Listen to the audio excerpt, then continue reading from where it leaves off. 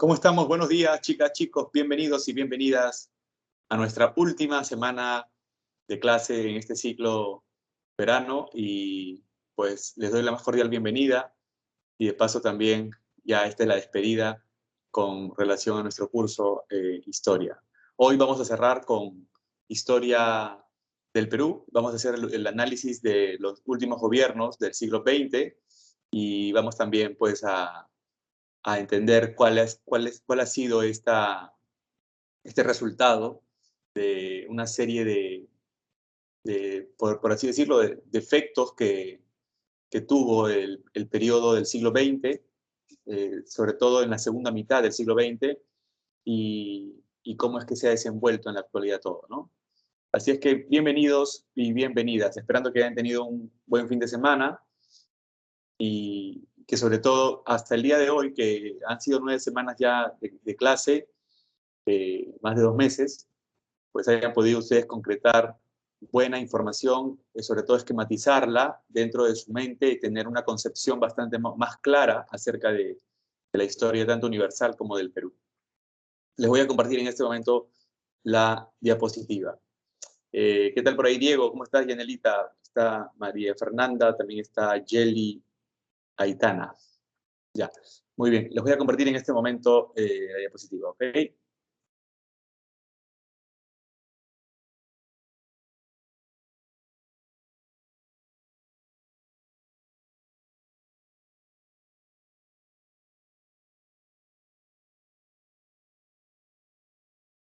Listo. Por aquí está. Me comentan a ver si es que no hay ningún problema con la imagen y se ve correctamente. Estirar esto un Todo bien, poquito. profesor. Ya, chévere, gracias por ahí. Un ratito para cuadrarla bien. Ya está. Listo, por aquí los voy leyendo. Cualquier duda o consulta, chicas, chicos, ya saben, la pueden hacer ahí por el chat y estoy pues gustoso de poder responder todas sus preguntas. Bueno, miren, nosotros vamos a analizar hoy exactamente desde el oncenio de Leguía ya hasta el gobierno de Alejandro Toledo Manrique, que llega a la presidencia en el 2001, ¿no? Bastante conocido y este personaje muy pintoresco dentro de los presidentes, de los expresidentes del Perú. Pero voy a hacer un breve recuento de lo que nosotros habíamos dejado pendiente, que era la República Aristocrática, ¿se acuerdan?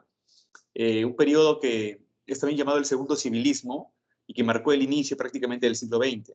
Esta República Aristocrática, Basadre justamente la denominó de esa forma porque prácticamente eran entre 30 o máximo 40 familias las que, gracias a los años dorados de Guano, habían sacado un buen beneficio económico que les permitió con estas ganancias comprar tierras y se volvieron prácticamente los amos y dueños del Perú, ya que en dichas tierras, pues, el tema de la agricultura, el tema de la minería, les permitieron poseer importantes de estos recursos naturales que posee nuestro país y ellos mismos exportar dichas materias primas al exterior, al extranjero.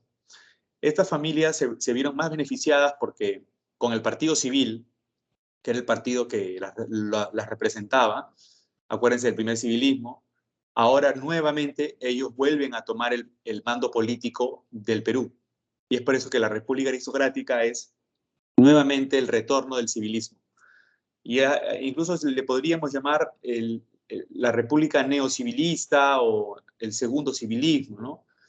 Entonces, el Partido Civil prácticamente les da la posibilidad a estas familias poderosas de manejar las riendas de la política peruana. Controlan la presidencia, controlan el legislativo, controlan las leyes, controlan la educación. O sea, una vez que controlas los 3 poderes del Estado, también controlas el nivel de enseñanza que se puede aplicar en un país. Controlas la educación, ¿no?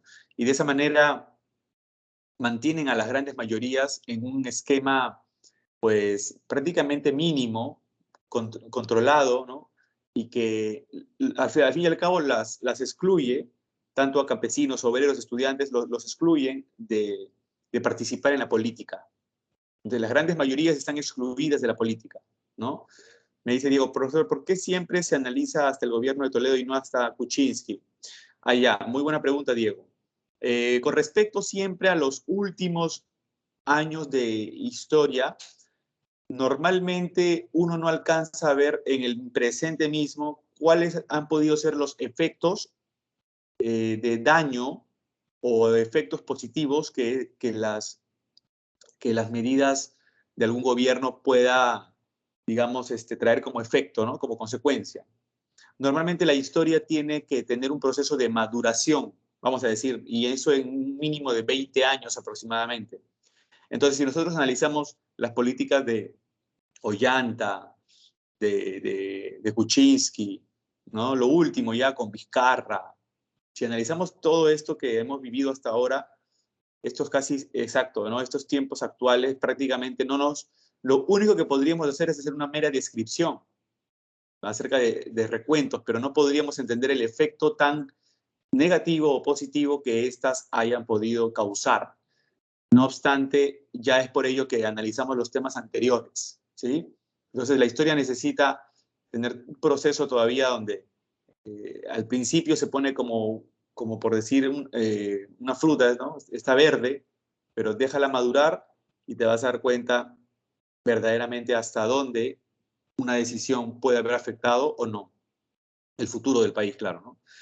Bien, me dice Franco Jesús, profe, tanto para la pre como para el examen de admisión, ya no tomaron el segundo gobierno de Alan García. No, el segundo gobierno de Alan García tampoco está incluido, como ustedes pueden ver. Solamente los temas que avancemos aquí mediante el contenido de las separadas, todos estos temas son los que van a venir en las preguntas, ya sea en los diferentes exámenes, ¿sí? En función a los contenidos de información que tenemos en las separatas. Así es que no tienen que abarcar ustedes ni más ni menos. Ríjanse por la información que ya la tenemos muy remarcada dentro de las separatas. Bueno, entonces, esta época de la República Aristocrática fue una época de 20 años prácticamente donde estas familias sacaron provecho al manejar la política. Fue algo que nunca se vería después. ¿En qué sentido? Donde un millonario, a pesar de que tiene empresas, beneficios, ¿no? Tiene sus tierras y esto, al mismo tiempo es el millonario el que asume las riendas de la política. Esto ya no se ve. ¿Y por qué? Porque obviamente pues esto genera mucha desconfianza, ¿no? Dentro de la población. Normalmente una persona poderosa que al mismo tiempo asume económicamente, que al mismo tiempo asume el mando político, lo hace ver demasiado turbio, ¿no? Esto hace notar que aquí hay gato encerrado, que seguramente va a sacar beneficios y tajadas a su favor, etcétera, ¿no? Así es que en esa época sí no se tuvo reparo en que los grupos poderosos asumieran las riendas políticas. Y de los presidentes que estuvieron dentro de este periodo también está el que vamos a ver a continuación, que es Leguía, ¿no? ¿Qué característica tuvo toda esta etapa básicamente de estos presidentes de la República Aristocrática? El Perú se volvió dependiente ya al extremo de Inglaterra, todas las exportaciones empezaban a ir a Inglaterra, pero esa figura cambiará a raíz del estallido de la Primera Guerra Mundial, cuando Inglaterra deja de ser una potencia, ¿no? Pierde mercados, colonias, y Estados Unidos la reemplaza. Ahora entonces la dependencia del Perú va con Estados Unidos. A nivel social en el Perú, durante esos casi 20 años de República Aristocrática también, los obreros estuvieron bregando y luchando por obtener mejoras en las empresas, ¿no? Sobre todo en la ley de las 8 horas de trabajo, que era sustancial y que ya en algunos lugares del mundo se había logrado. No olvidar los mártires de Chicago, en Estados Unidos, cuando el 1 de mayo de 1886 lograrían obtener las 8 horas de trabajo, ¿no? Esto ya iba progresivamente lográndose en más territorios. En el Perú les costó una lucha de verdad de muchos años hasta que uno de los presidentes de la República Aristocrática, el famoso Pan Grande, llamado así por su política populista de dar más alimento a precio más cómodo a la población, me refiero a Guillermo Billinghurst, y Guillermo Billinghurst generó un punto de quiebre dentro de los presidentes de la República Aristocrática al no gobernar para los de arriba, sino gobernar para los de abajo. y le permitió a la empresa Muelle y Dársena del Callao, estos estibadores, darle la ley de las 8 horas de trabajo. Todos nos preguntamos, ¿y por qué no le dio la ley de 8 horas a todos los peruanos, ¿no? El problema es que el Congreso era civilista, pues el Congreso estaba plagado de congresistas del Partido Civil y eso le impedía cualquier reforma a favor del pueblo. Asimismo, Billinghurst le entregó la ley de huelgas, reglamentó las huelgas a los trabajadores. Y es por ello que esas reformas tan populistas no iban a favor de la oligarquía, de la clase alta, y terminaron estos grupos de poder dándole un golpe de Estado mediante el general Óscar R. Benavides. Entonces, los obreros ya se vieron beneficiados en algo mínimo. Una empresa, aunque sea, tenía la ley de 8 horas. Ya para el gobierno de José Pardo Ibarreda, último gobierno de la República Aristocrática, ya él gobernó por segunda vez aquí, es que los obreros hacen un paro, pero a nivel nacional, ¿no? Y esto les generó, les facilitó, ya que el gobierno aceptara darle la ley de las 8 horas de trabajo, ¿no? Eso fue un trabajo de mucho sacrificio, en verdad, y que se vio plasmado ese esfuerzo mediante la ley de las 8 horas a nivel general. Bueno, en las elecciones de 1919 participa otra vez Leguía, quien va a salir elegido presidente. Leguía participa contra uno de los hombres más ricos del Perú, que era Antero Aspíllaga, ¿ya? Y que ya Aspíllaga había perdido en las elecciones del año 1912 contra Billinghurst. Nuevamente Aspíllaga se lanzó, pero Leguía, dentro del plan que propuso, todas las medidas que Leguía iba a aplicar eran conocidas con el nombre de Patria Nueva. Entonces, el proyecto que Leguía le ofrece al Perú ahora se llama Patria Nueva. Entonces, consiste en más trabajo, que el Perú se consolide, no van a haber guerras, no perderemos territorios, estudios para el pueblo, etcétera, ¿no? Muchas promesas. Entonces Leguía está rompiendo de alguna manera contra el grupo civilista. Ya no va a ir a favor de los civiles, del partido civil. Y eso genera que, a pesar que Leguía gana en las elecciones, como todavía los que tenían el manejo político eran los civilistas, no querían reconocerlo como ganador. Entonces Leguía termina dándole golpe de Estado al gobierno de José Pardo Ibarreda. Y así asume la presidencia con la Patria Nueva, ¿no? Lo que nadie sabía era que Leguía se iba pues a mantener en el poder en esta etapa durante 3 sucesivos gobiernos que sumarán 11 años, y es por ello que terminará después conocido este periodo como el oncenio de Leguía. ¿Ya? Pero este es el gobierno de la Patria Nueva de Leguía. Un régimen, en este caso civil y autoritario. Ojo, civil no porque él va a gobernar con el partido civil, sino porque representa a un personaje que no está dentro de las fuerzas militares, ¿ok? Pero él rompe con el partido civil, ¿ya? Cuyo objetivo era modernizar el Estado con apoyo del capital norteamericano. A ver, dentro de las características, el desplazamiento del capital inglés, el ingreso ahora del capital norteamericano, Estados Unidos, ¿no?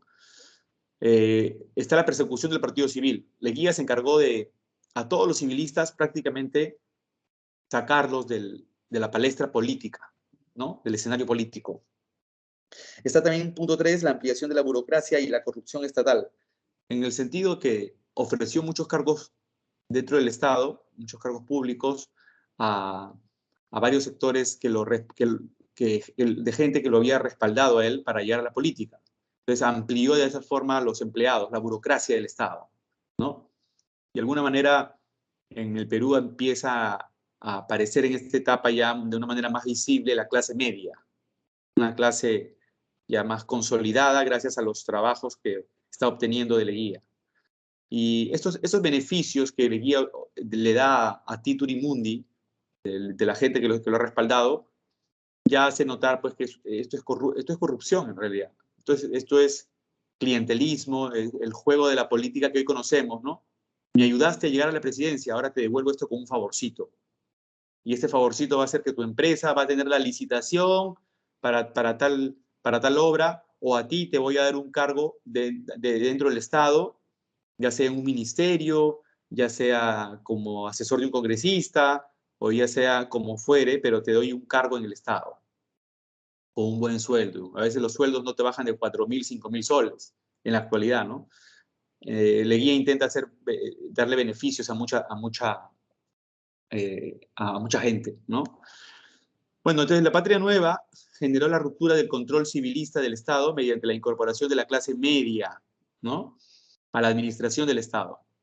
Todos estos leguistas, ¿sí?, pertenecen al partido de Leguía, que ahora es el Partido Democrático Reformista. Este partido le genera a Leguía, pues, toda una red de, de clientelismo, de gente que él va a incorporar a los diferentes cargos que pueda dentro del Estado, ¿no? Bueno, miren, a nivel de la política, entonces, él llega mediante este golpe, ¿ya?, en 1919. Bueno, en realidad se puede decir que es un autogolpe porque ya él había sido elegido presidente, pero no lo estaban reconociendo, ¿no? Una vez que ya tomó el control del Estado, cerró el Congreso para que todos los civilistas sean desplazados de la política y metió en el Congreso a toda la gente de su partido, ¿no?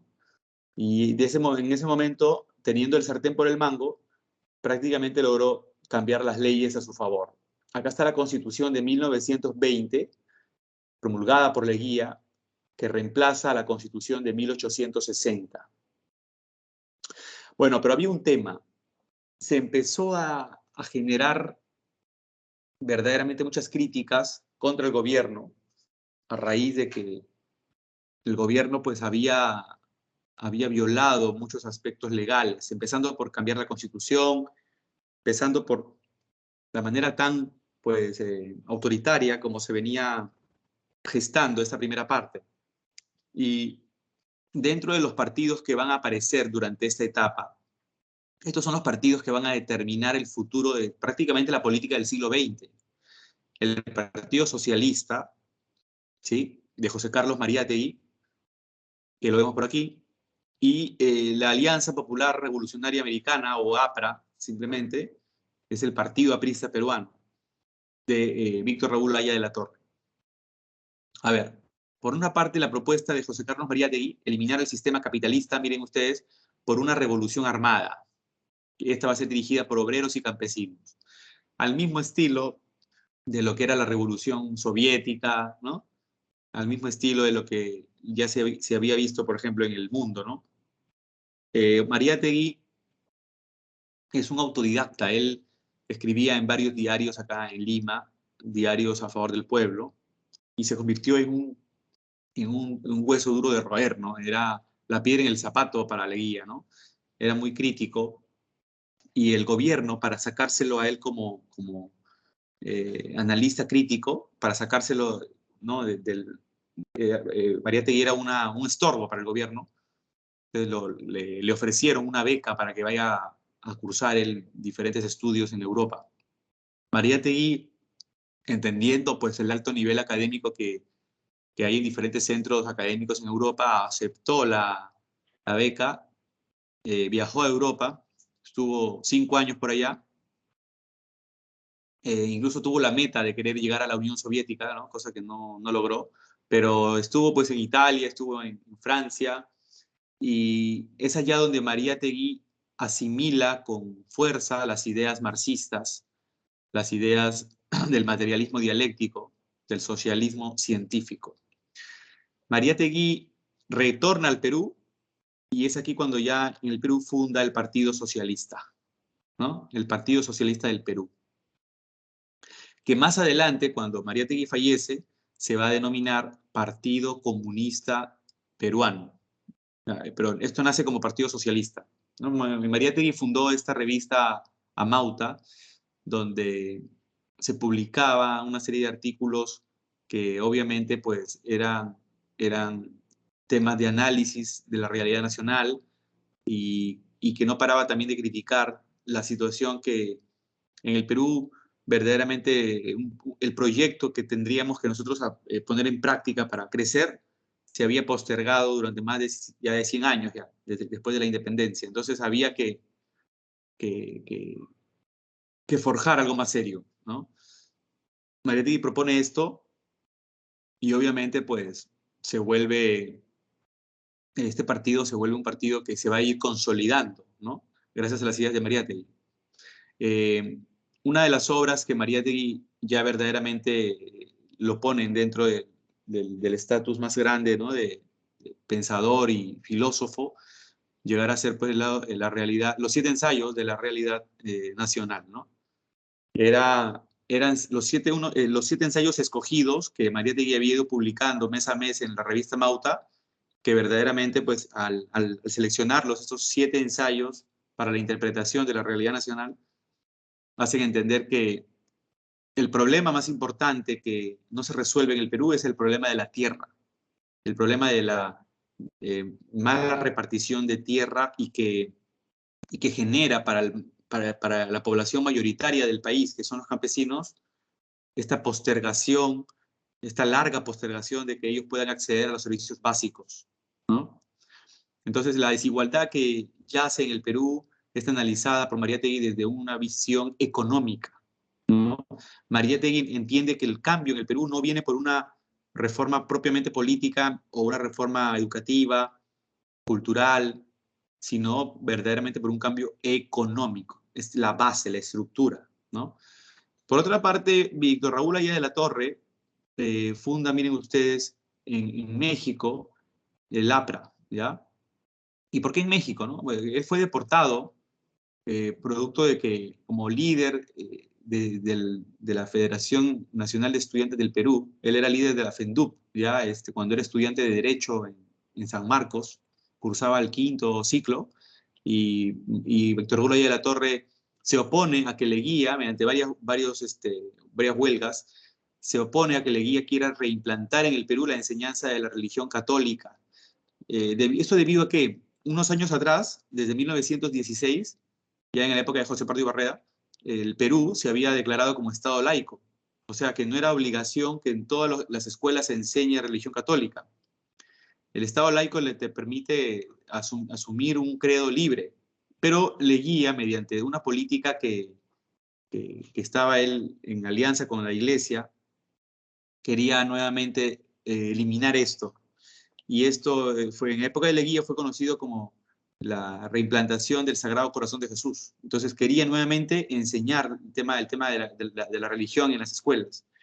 Al oponerse a esto, Aya la Torre, Aya finalmente va a ser deportado. Llega a Panamá y ahí se va a México. En México funde el APRA.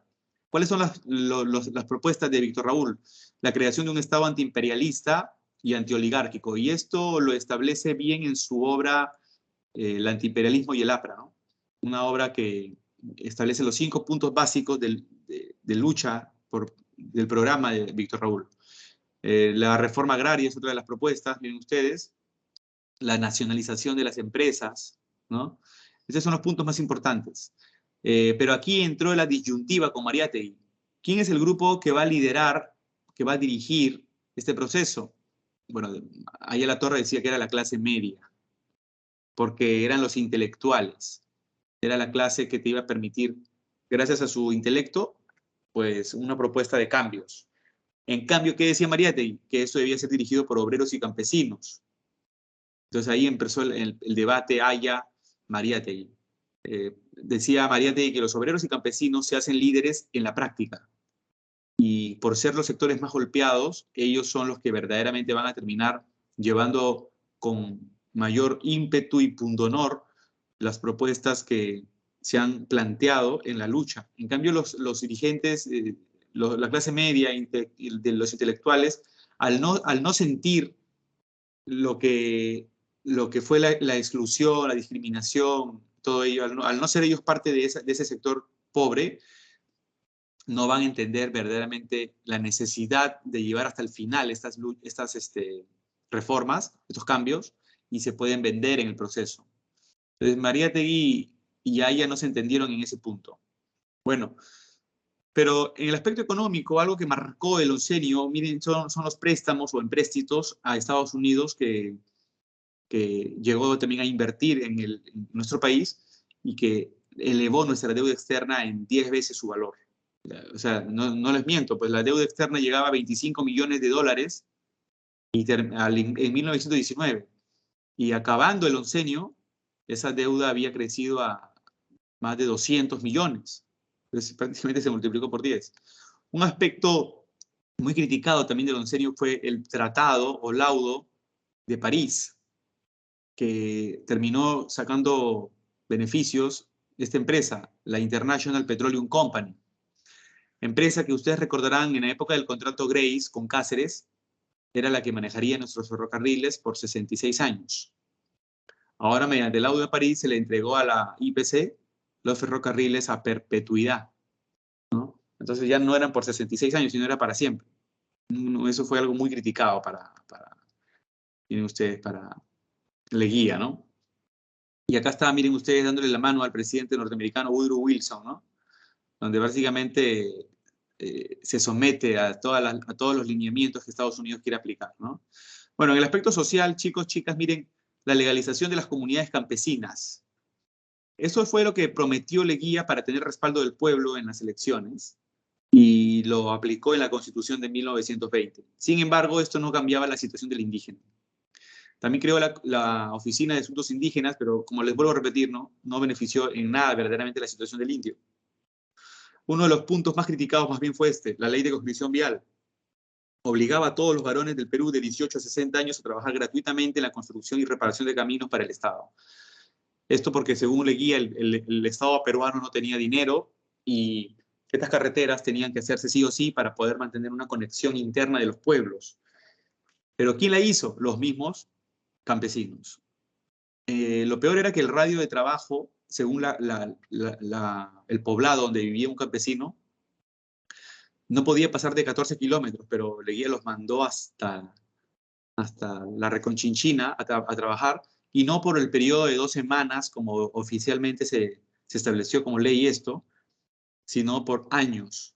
Mariátegui y el mismo Aya La Torre también terminarían criticando esta ley, sobre todo Mariátegui, al que Mariátegui la denominó la mita republicana, o sea, la mita no colonial, sino en tiempos de la República, o sea, un trabajo explotador. ¿Por qué la gente estaba obligada, ¿no? Por ley? Si es que tenías dinero, podías pagar al Estado para que el Estado contrate mano de obra y tú te liberabas. El hombre se liberaba del trabajo, pero para pagar ese dinero era demasiado. Eran varios miles de soles en la actualidad, por así decirlo, ¿no? Bueno, miren, en el aspecto internacional, Leguía tampoco cumplió con esto de que no íbamos a perder territorio, ¿no? En el año 1922 se firmó el Tratado Salomón Lozano, donde, miren ustedes, Colombia nos entrega lo que es el Triángulo de Sucumbios y el Perú le entrega el trapecio amazónico, incluyendo aquí el pueblo de Leticia, que lo ven aquí con amarillo. Todo este trapecio amazónico. Colombia desde años atrás había estado anhelando esta zona, esta región, que es una zona maderera, zona importante, y el Estado le entrega finalmente a Colombia esto y recibimos el Triángulo de Sucumbios, que es una zona verdaderamente que no tiene recursos. La pregunta es, ¿y por qué se hizo esto? Miren, en realidad esto fue un tema que Estados Unidos verdaderamente impulsó. Estados Unidos tenía una deuda con Colombia por la posesión de unas islas en Centroamérica. Estados Unidos termina pagándole esa deuda a Colombia, diciéndole al Perú que le entreguemos este territorio. Según los biógrafos de Leguía, los que hacen, ¿no? los mejores biógrafos de Leguía, entre ellos, por ejemplo, Carlos Alzamora, Leguía dice que no tuvo otra opción debido a que si es que él se negaba a entregar el trapecio amazónico a Colombia, dice que Estados Unidos iba a impulsar una guerra contra el Perú por los 5 países que nos rodean, por los 5 frentes, o sea, por Ecuador, Colombia, Brasil, Bolivia y Chile. Así es que dice que no le quedó otra cosa a Leguía que pagarle la deuda que Estados Unidos le debía a Colombia entregándole este territorio, a fin de preservar la paz en todas las fronteras. En realidad esto fue pues una cuestión matonesca de parte de Estados Unidos y Leguía nunca dio a conocer exactamente cuál era la situación para que de parte del pueblo peruano haya un respaldo. Profesor. Adelante, adelante. ¿Podría repetir, o sea, por qué Estados Unidos nos presionó a nosotros? Estados Unidos prácticamente tenía todo el control sobre, ¿no? Sobre el Perú. Estados Unidos tenía no solo sobre el Perú, sino sobre varios países de Latinoamérica. Entonces, el tema es que Estados Unidos obliga prácticamente a Leguía, ¿no? O a nuestro país, a cederle ese territorio a Colombia por una cuestión impositiva, ¿no? Por una cuestión que si, incluso, y de amenaza, ¿no? Porque si es que no le entregamos esto, nos hará una guerra por los 5 frentes que son los países que nos rodean. O sea, Estados Unidos se encargará de llevar adelante todo un tema que terminará afectándonos de manera mucho mayor, ¿no? Así es Pues, que, profesor, sí, no de nada, pero en realidad, pues, ese tipo de políticas que pueden ser a favor, en realidad, porque el biógrafo de Leguía cuenta esto y esto en realidad puede terminar beneficiando a Leguía de alguna manera, porque uno dirá, ah, pobrecito, ¿no? Entonces él no tuvo opción. Entonces, qué bueno que al final terminó entregando el territorio, algunos podrán decir, porque si no iba a ser peor para el Perú. Pero es que en realidad, si un presidente asume el cargo, pues debe también de manifestar todas las aristas ante una situación tan grave como esta, ¿no? Porque si eso hubiera sido, si eso sería cierto, que es muy probable, ¿ah? Igual, culpa también, también tiene el presidente, que en ese momento asume el cargo en el Perú, de no darle a conocer al pueblo la situación en su magnitud de lo que está ocurriendo, ¿no? Bueno, el otro punto es con Chile. En el año 29 se llegó a firmar el Tratado de Lima, o también llamado Tratado Rada-Gambio-Figueroa Larraín, donde Chile se queda finalmente con Arica, territorio que ustedes saben tiene cualquier cantidad de minas de cobre, y eso le ha dado a Chile el PBI casi durante todo el siglo XX, le ha mantenido bien el PBI a Chile. Y el Perú recupera Tacna, que también ya ustedes saben que hay bastantes minas, ¿no? Menos mal que no se descubrían para esa época. De ser así, Chile no nos hubiera devuelto ninguno de las dos provincias, ¿no? El problema aquí, chicas y chicos, es que hubo una misión norteamericana que llega al Perú para analizar justamente esta situación y en realidad el Perú no tuvo por qué haber entregado ni siquiera Arica, ¿no? Entonces, esto fue finalmente mediado por Estados Unidos en beneficio de Chile, ¿no? Que terminó, pues, poseyendo nuestra tan anhelada Arica, ¿no? Ya finalmente, ¿no? La perdimos, ¿ya? Y Tacna, pues, llega a reinsertarse nuevamente al territorio peruano, ¿ya? Bueno, por otra parte, la modernización, miren, de la infraestructura productiva y la modernización urbana fue algo que se notó durante la época del oncenio, ¿no? Con las diferentes obras que se llegaron a plasmar, sobre todo por los 100 años de la independencia, que Leguía también quería urbanizar mucho más Lima, ¿no? Otro punto que a Leguía le interesaba era que Lima luzca mejor para que los Estados Unidos cuando lleguen a Lima no vean que es como un pueblo atrasado, prácticamente, ¿no? Un pueblo sin urbanismo y de alguna manera sea vista como una ciudad moderna, ¿no? Adelantada y que Estados Unidos en esa manera se convenza de que puede invertir con préstamos acá en el Perú y sus empresas también pueden llegar acá al Perú, ¿no? Ahora, el final del oncenio llega a raíz del crack del 29 que analizamos la semana pasada, donde la bolsa de valores de Estados Unidos quebró, ustedes recuerdan, y eso generó la caída de las exportaciones en el Perú. Y no solo esto, ¿no? También ya Estados Unidos no nos va a prestar dinero, ¿no? Entonces, miren, acá hay una imagen de una cola, miren ustedes, de ciudadanos estadounidenses para recibir alimentos proporcionados por la Cruz Roja. Paradójicamente, miren ustedes, están debajo de un cartel que anuncia que los Estados Unidos tienen el mayor nivel de vida del mundo, ¿no? Entonces, una cuestión que generalmente nos pasó factura, y no solo a nosotros, sino también a todos los países del mundo capitalista. Uno de los países que, claro, no fue afectado en nada, ustedes recuerdan, fue la Unión Soviética, ¿no? La Unión Soviética no recibió ni una esquirla de la situación que vivió Estados Unidos. Y de esa manera el socialismo se iba consolidando mucho más, ¿no? Allá en la zona de la URSS. ¿Qué sucesos ponen fin al oncenio? Miren, el golpe de Estado por parte de Sánchez Cerro. Pero hay que entender que este golpe de Estado es impulsado por la oligarquía.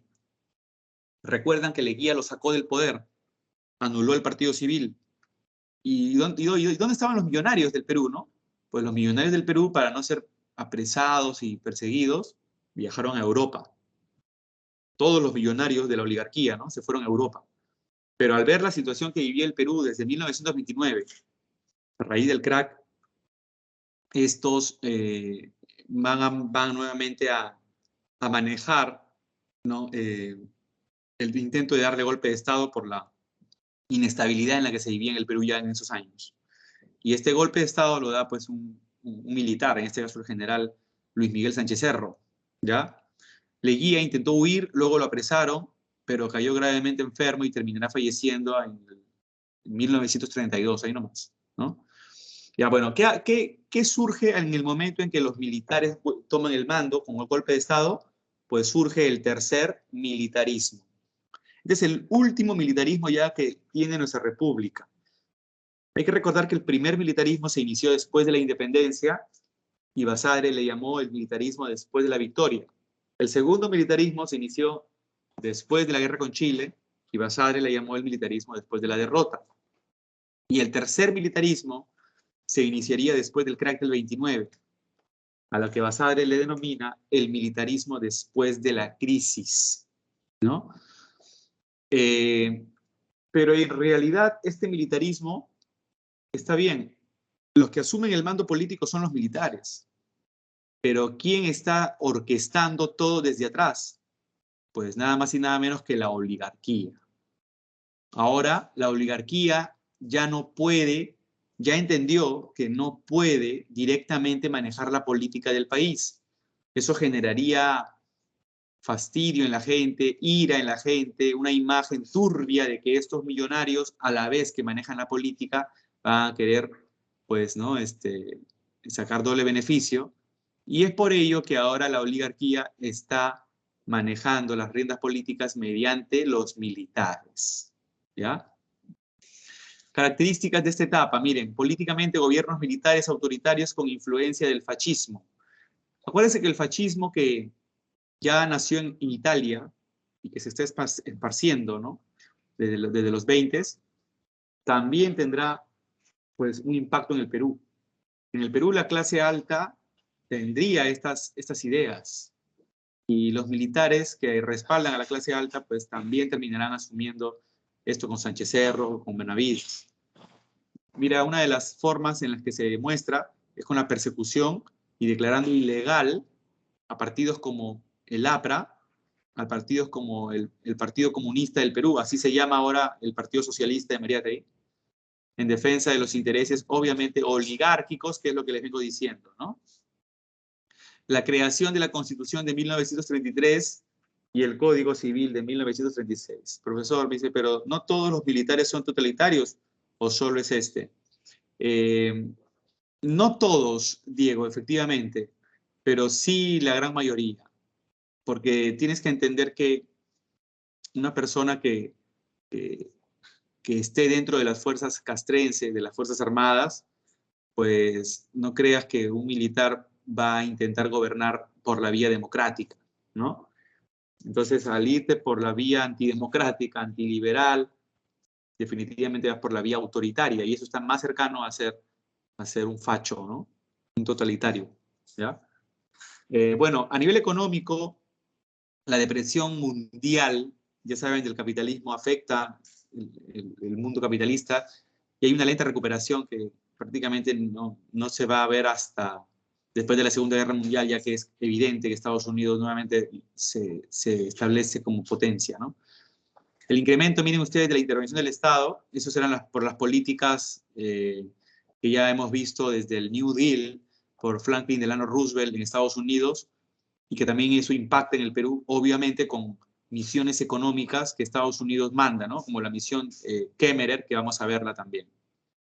A nivel internacional, miren, hay un problema con Colombia, que el tema de que Leticia, ¿se acuerdan el pueblito peruano que terminó pasando a favor a Colombia por el Tratado de Salomón Lozano? Leticia empieza a hacer huelgas de que quieren reincorporarse al Perú. Y esto va a generar por parte del gobierno de Sánchez Cerro un impulso por querer atacar Colombia. Vamos a ver qué es lo que ocurre.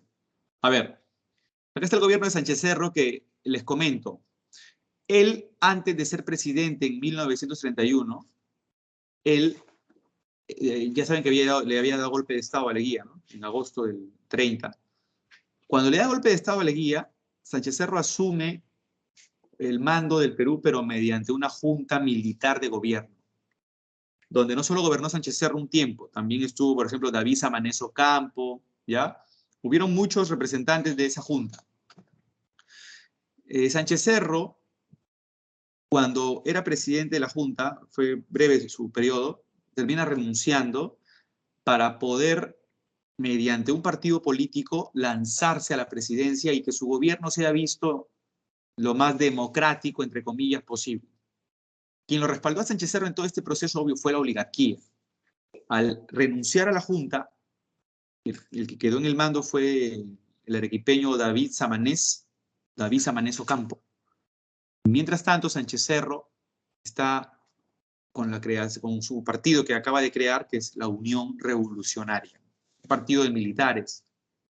Este partido se empieza a consolidar solo con el apoyo de la derecha peruana, o sea, de los grupos empresariales oligárquicos. Es más, el diario El Comercio, ustedes saben, siempre ha sido pues, el diario de los empresarios, de la clase alta, el diario amarillista, el diario que está siempre a favor de generar una tendencia, pero de ciertos grupos de poder. El Comercio le hace la campaña a Sánchez Cerro, de la Unión Revolucionaria, ¿no? De que Sánchez Cerro es la mejor propuesta. ¿Y quién era el otro que se estaba lanzando? Pues nada más y nada menos que Víctor Raúl Haya de la Torre. Haya de la Torre, mediante toda esta campaña negativa que hubo contra él en esa época, donde lo tildaron de traidor a la patria, lo tildaron de ratero, de todo, es que ustedes saben, ¿no? Los medios de difusión masiva son los que terminan pues impactando en la mentalidad de la gente. La gente rápidamente se hace una idea de quién es según la publicidad, ¿no? Entonces, lamentablemente, la prensa basura siempre ha existido, ¿no? Y en el Perú, para ejemplo, ya ahí está lo que les estoy comentando. Y es así que Haya de la Torre, pues, terminará perdiendo esas elecciones. ¿Quién dirigió esas elecciones? El Jurado Nacional de Elecciones. Esto fue creado por David Samanez Ocampo en el momento en que Sánchez Cerro ya había renunciado. Ahora Samanez Ocampo había asumido el grado de presidente de la Junta Militar. Y es así que se venció, Sánchez Cerro terminó venciendo a Haya en las elecciones del año 31. ¿No? Toda una serie de críticas por parte de los apristas que habían visto toda esta campaña negra contra Haya y todo. Bueno, mientras ya él es presidente ahora en el año 31, asume su mando, el mando político, es que llegó la misión Kemmerer para reestructurar muchos aspectos económicos, la moneda, impuestos, y lo más importante fue la reforma del Banco Central de Reserva del Perú. Pero la situación en el Perú iba en una recuperación verdaderamente muy a paso de tortuga. A nivel político, ya es aquí donde se ve la tendencia fascista de Sánchez Cerro cuando propone la ley de emergencia, donde generó todo el recorte de libertades a la gente. Aduciendo que el partido aprista se fundó en México, lo catalogaba como partido internacional. Pero eso no es así, porque Haya de la Torre, cuando fundó el partido aprista en el Perú, lo inscribió como Partido Aprista Peruano, o sea, PAP, no como APRA. El APRA sí fue fundado en México, pero aquí en el Perú se inscribió el Partido Aprista Peruano. Y lo mismo pasaba con el Partido Comunista. Por tener ideas de Marx, de Engels, por ser un partido que ha logrado tener protagonismo en la Unión Soviética y en muchos países de Europa, también fue catalogado de partido internacional. Pero no, pues Haya de la Torre, perdón, Víctor Raúl, disculpen, José Carlos Mariátegui, fundó el Partido Socialista acá en el Perú, en Lima. Y a la muerte de Mariátegui, bueno, Mariátegui falleció joven, Eudosio Rabines cambió el nombre por Partido Comunista Peruano. Pero entonces esto generó la persecución de los partidos, como ya les comenté, y empezó a darse el levantamiento de los apristas en Trujillo. No solo fue en Trujillo, fue también en Cajamarca, en Huaraz. Y este levantamiento de los apristas, el momento más duro fue en Trujillo, donde llegaron a tomar los apristas el cuartel militar O'Donovan, donde dice que en esa lucha murieron algunos militares, y la respuesta de Sánchez Cerro fue, pero fuertísima. Mandó desde Lima al ejército para prácticamente perseguir y matar a todos los apristas, ¿no? Algunos hablan que las cifras de muertos llegaron a 400, a 800, otros dicen que pasaron las 1000 personas, ¿ya? Otros hablan más de 2000 muertos de los apristas. En sí, en las cifras no se logran poner de acuerdo, pero que hubo persecución y muerte, sí lo hubo. Y ese año, el año 1932, incluso llegaría a ser conocido como el año sangriento, ¿no? Por el producto de justamente las persecuciones que hubieron en Trujillo y las matanzas, ¿no? Luego, Sánchez Cerro, ya al año siguiente sabemos que promulga la Constitución de 1933, Constitución que reemplaza la de Leguía, que le estaba dando muchas facilidades al capital norteamericano, y establece que el gobierno va a durar no 5 años, sino 6. Sánchez Cerro se había ganado una imagen bastante negativa, a decir verdad, por estas persecuciones contra el APRA y este recorte de libertades, ¿no? Incluso había cerrado nuestra universidad, ¿no? San Marcos fue cerrada indefinidamente por Sánchez Cerro, ¿no? Y ocurre lo de Leticia, estas huelgas. Sánchez Cerro decide iniciar una guerra, está proponiendo una guerra contra Colombia para anular el Tratado Salomón Lozano. Y mientras está dando a conocer esta propuesta, ha reunido a las tropas del ejército, ¿no? Está en el campo de Marte, en el hipódromo de Santa Beatriz. Ahí está Sánchez Cerro dando las pautas, ¿sí? Y se está retirando ya del hipódromo, y en ese momento es donde ocurre el atentado contra Sánchez Cerro, ¿no? Terminan disparándole. El que dispara y que queda de manera más visible, el único que quedó visible en realidad, es un jovencito de 17 años que le lanza tres disparos a Sánchez Cerro cuando él estaba en el jeep retirándose, y esos disparos van por la parte de la espalda. El presidente cae y al jovencito la policía lo acribilla a balazos. El presidente Sánchez Cerro llega a la clínica italiana que estaba en Avenida Bancay, pero muerto.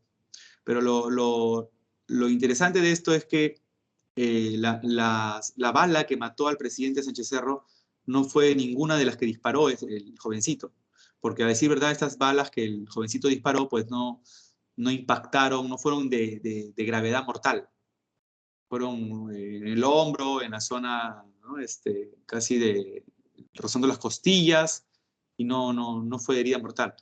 ¿Y cuál fue entonces la bala que lo mató? Pues, nadie había visto que al presidente lo habían impactado por la parte frontal 6 disparos.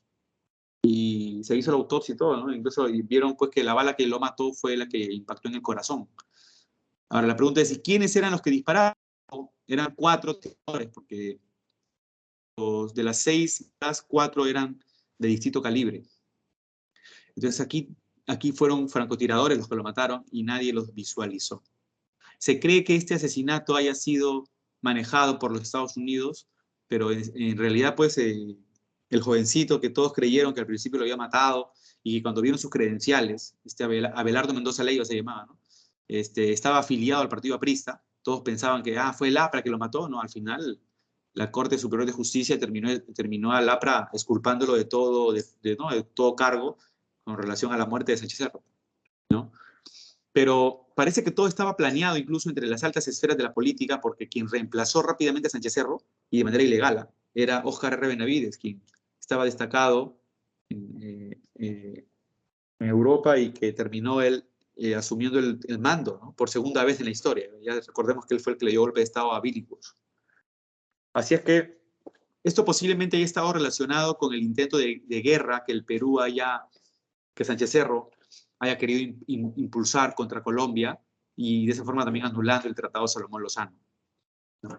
Porque cuando Benavides llegó, Benavides decide pues rápidamente nuevamente restablecer el Tratado de Salomón Lozano mediante el protocolo peruano-colombiano. Me dice, profesor, ¿implica también en que fue el último magnicidio en la historia del país? Bueno, sí, pues después de él no va a haber otro asesinato a este nivel, ¿no?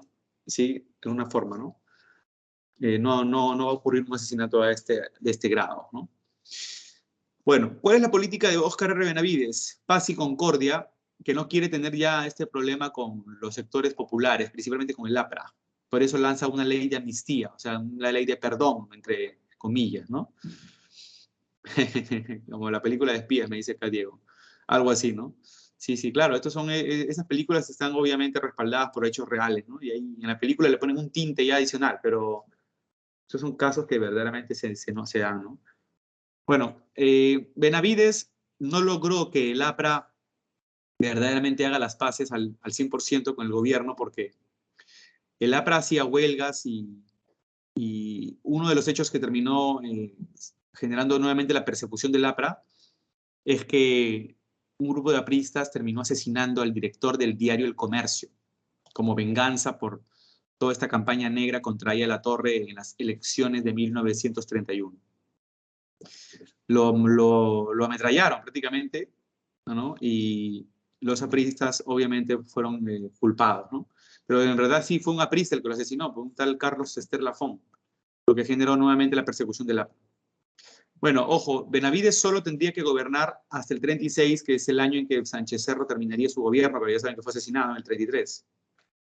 Así es que Benavides en el 36 convocó elecciones, pero el que salió elegido presidente fue un letrado aprista, Luis Antonio Eguiguren. Y obviamente el APRA estaba nuevamente, como ya les dije, perseguido. Así es que esa candidatura fue anulada y el Congreso le dio una prórroga a Benavides de 3 años para que continuara su gobierno. Una de las medidas que generó impacto en la época de Benavides fue la creación de los ministerios de educación, por ejemplo, y salud pública, trabajo y asistencia social, ¿no? Luego está el tema del seguro, que es lo que más se le recuerda a Benavides, el seguro social obrero, ¿no? Es la política más recordada, ¿no?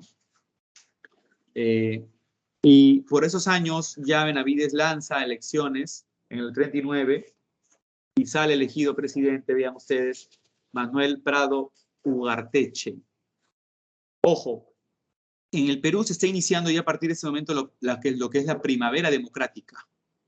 El militarismo va a ser rechazado tajantemente en el año 39 porque se lanza también un militar de la Unión Revolucionaria, y José Quesada, pero la gente va a respaldar a Manuel Prado, ¿no? Y sabemos, pues, es egresado de San Marcos y egresado de la UNI, ¿no? Y el hombre pertenece, pues, al Imperio Prado, pero generó la opción más democrática. Así es que en esta época, vean ustedes, la primera democrática, gobierno que representó los intereses de la burguesía nacional y permitió el retorno de los partidos populares anteriormente perseguidos, ¿ya? Aquí está el primer gobierno de Manuel Prado Ugarteche. Bueno, él es el hijo, acuérdense, de Mariano Ignacio Prado. Los militares, aquí es donde de José Quesada, ¿no? En el año 39 es donde se hizo muy famosa la historia que ustedes muy bien conocen, de que el papá de este señor había huido en plena guerra con Chile. Y para que él no sea elegido, en esa campaña de elecciones, José Quesada decía, ¿no? No van a votar pues por el hijo del cobarde que nos abandonó en plena guerra, ¿no? Así es que la gente conocía mucho más este pasaje de la historia gracias a esas elecciones, pero al final sí votaron por Manuel Prado Ugarteche, ¿ya? Acá está el primer gobierno de Manuel Prado del año 39 al 45, justo coincide con toda la Segunda Guerra Mundial. A nivel político se dio la legalización sindical mediante la creación, miren ustedes, de la Confederación de Trabajadores del Perú, ¿no? La CTP, ¿ya? Luego habría una alianza con el Partido Comunista del Perú. Ustedes dirán, profe, ¿pero por qué? Esto pues porque la Segunda Guerra Mundial, ustedes saben, la Unión Soviética respaldaba a Estados Unidos, estaban aliados, así que Estados Unidos, ¿no? Llegó pues a decir a los gobiernos donde a los países, ¿no? A sus países que lo respaldan, donde hay un partido comunista, respalden también al partido comunista, porque el comunismo soviético nos está respaldando a nosotros en la guerra, ¿no? Entonces, ya saben que si alguno de ustedes dice, profe, pero ¿cómo fue posible que el capitalismo y el comunismo se unieron alguna vez, no? Pues obvio, pues porque la amenaza era mayor. La amenaza era la amenaza de estos dementes nazis y los otros desquiciados de los fachos, ¿no?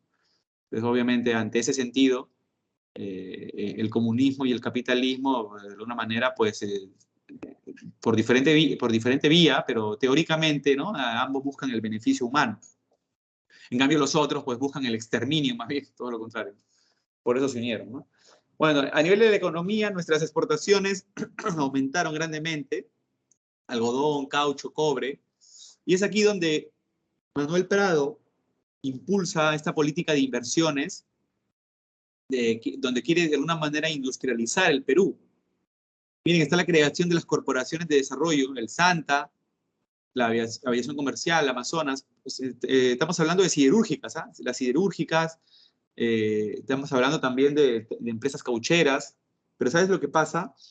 Que el Perú no va a poder seguir impulsando esta política industrial porque Estados Unidos nos pone un pare, ¿no? Estados Unidos nos obliga a que las ganancias que nosotros tengamos gracias a las exportaciones sean invertidas en otros aspectos, no en una cuestión industrial que nos permita crecer. Y esto, pues obvio, las razones son claras, ¿no? El Perú se volvería un país mucho más independiente a nivel económico y eso afectaría obviamente a Estados Unidos y a los países de los cuales dependemos. Bueno, otras obras que se dieron, por ejemplo, la reconstrucción de la Biblioteca Nacional del Perú por el incendio que sufrió, ¿no? Jorge Basadre, nuestro historiador, fue quien asumió el mando de la dirección de la biblioteca, ¿ya? Era la segunda vez en la historia del Perú que la biblioteca sufrió un gran daño. El primer gran daño, acuérdense, fue durante la guerra con Chile, ¿no? El segundo fue por el incendio de esta época. Y el último grave momento que tuvo la biblioteca fue en el segundo gobierno de Alan García. Perdón. En el segundo gobierno de Alan García, donde los apristas se terminaron robando más de 1000 libros de la biblioteca, ¿no? Bueno, el censo de 1940, primer censo del siglo XX. El Perú tenía una población ahora de 7 millones de habitantes, ¿no? Por otra parte, quiero que vean, el Perú enfrentó una guerra contra Ecuador, esta es la guerra del 41, o la guerra contra Ecuador, por sus pretensiones territoriales. Nuevamente Ecuador quería Tumbes, Maynas y Jaén. Y finalizó con la firma del Protocolo de Paz, Amistad y Límites de Río de Janeiro en el año 42. ¿Eso por qué? Porque Estados Unidos, que estaba ya a puertas de ingresar a la Segunda Guerra Mundial, quería que de los lugares donde saca mayor cantidad de materias primas, Perú, Ecuador, no hubiera pues una cuestión de conflicto para que el clima de las exportaciones se lleve con normalidad. Estados Unidos por eso pidió a Brasil, a Argentina y a Chile que mediaran para que se firme la paz. Por eso la paz se firmó en Brasil, ¿no? Y el Perú terminó perdiendo el triángulo de sucumbios. Retrocedo aquí.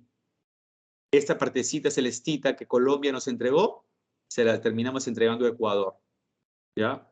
La pregunta es, oye, ¿por qué? ¿Por qué le terminamos entregando eso a Ecuador? Y ese es el tema que siempre se genera, ¿no? A pesar que el Perú ganó, esa guerra la ganamos, ¿ah?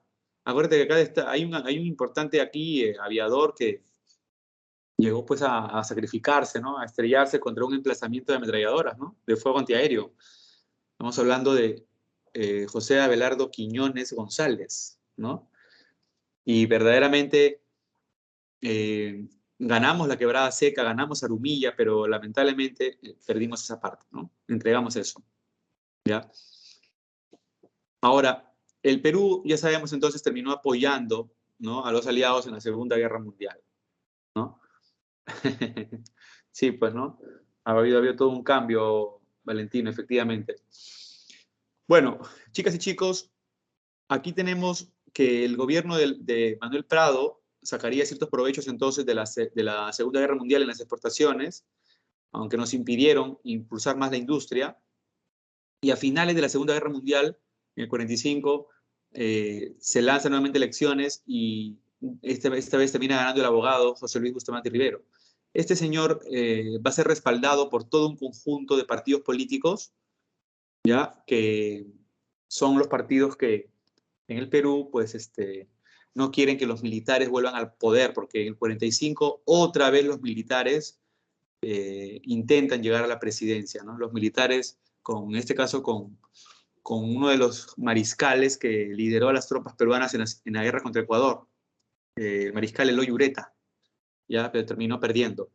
Y el Frente Democrático Nacional, o Fredena, terminó formando es un grupo de varios partidos que terminó apoyando la candidatura de Bustamante Rivero. Entonces acá está, llegó al poder con el apoyo del Frente Democrático Nacional y el apoyo también del APRA, ¿ya? Bueno, miren, a nivel político, el problema es que el APRA obtuvo muchas curules en el Congreso y terminó siendo oposición legislativa contra Bustamante y Rivero. La oposición del APRA desde el Congreso, ¿no? Y obviamente, pues, el APRA, de alguna manera, empezaría a querer poner cabe a todas las reformas de Bustamante. Y otro sector era la oligarquía, que no se sentiría tan cómoda con el gobierno de Bustamante y Rivero. Vamos a verlo por qué. Vamos a ver por qué. Está el intento fallido de golpe de Estado aprista que se dio en el año 47 y finalmente sí le van a terminar dando golpe de Estado, ¿no? a Bustamante, gracias a que Manuel Odría, que era su ministro del Interior, fue, en este caso, financiado por la oligarquía, quien le va a terminar dando golpe de Estado ahora a Bustamante, ¿no? A ver, pero ¿qué fue lo que pasó en el gobierno de Bustamante para que se le dé este golpe de Estado? Primero está la creación de la empresa petrolera fiscal, la EPF. Esta EPF es la encargada de llevar adelante el cobro de la cantidad de petróleo por impuestos por el petróleo que se extrae del Perú, cosa que no se ha visto con seriedad antes, ahora ya. De alguna manera esto que genera más orden, más fiscalización, termina siendo para la oligarquía un fastidio, ¿no? Porque mientras ustedes saben, mientras no hay organismos que supervisen, fiscalicen o controlen el tema de materias primas, siempre puede haber beneficios para algunos grupos, principalmente los grupos de poder. Otro punto es el incremento del gasto público y también de los impuestos de exportación, producto de que cuando terminó la Segunda Guerra Mundial, todas las exportaciones cayeron. Entonces ahora lo poco que podíamos exportar había que aumentarle impuestos y se generó gasto público para, en este caso, dinamizar la economía.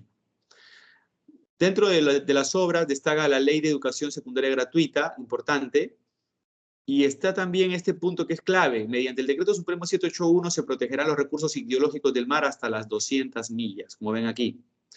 El ministro de Exteriores, Diego García Sayán, fue quien propone esta idea y que Bustamante la acogió verdaderamente muy bien, producto de que como nuestro mar es muy diverso, muchas embarcaciones extranjeras se llevan nuestra anchoveta en nuestras narices.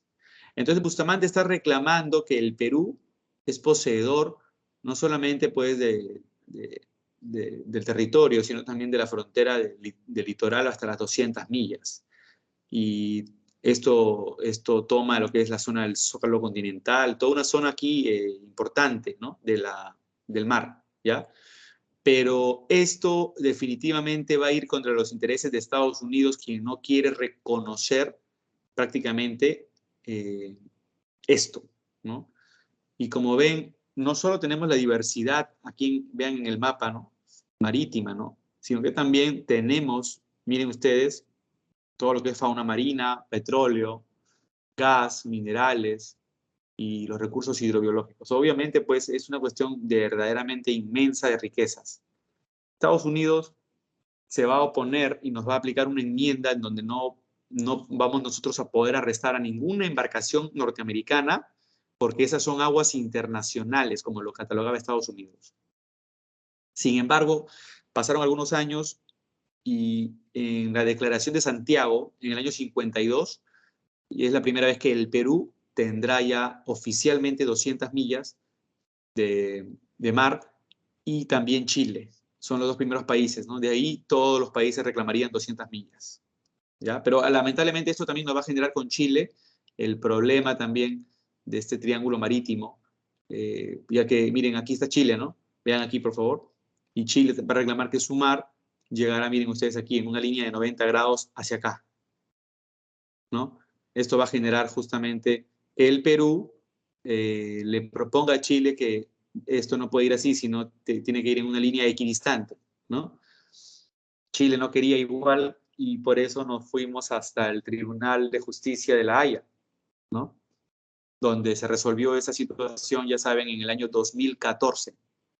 Esto ya sabemos que fue a favor de Chile en 80 millas, así, de manera, en ángulo de 90 grados aquí, ¿no? 80 millas para Chile y de ahí las 120 para el Perú en la línea equidistante, ¿no? Que lamentablemente, pues, nos hizo perder toda esta zona que es muy potencial dentro de lo que es anchoveta y otros recursos, ¿no? Los pescadores dicen que para que saquen pesca tienen que 2 horas mar adentro, tienen que ir en sus lanchas y recién encontrar aquí lo que puedan, porque tampoco, lamentablemente, en las zonas que están a más a profundidad, en lejanía de la costa, no es tan seguro que estén los cardúmenes y todo esto, lamentablemente, ¿no? Bueno, otra de las leyes que Bustamante creó y que de alguna manera a la oligarquía fastidió fue la ley del yanaconaje. Los yanaconas eran los trabajadores de las haciendas que no recibían ningún salario, ningún beneficio, nada, nada. Entonces esto, como era costumbre desde las épocas coloniales, hacía que los hacendados sacaran mucho provecho, ¿no? Se les daban solo una cama dentro y una alimentación básica y estos campesinos trabajaban todo el día la tierra.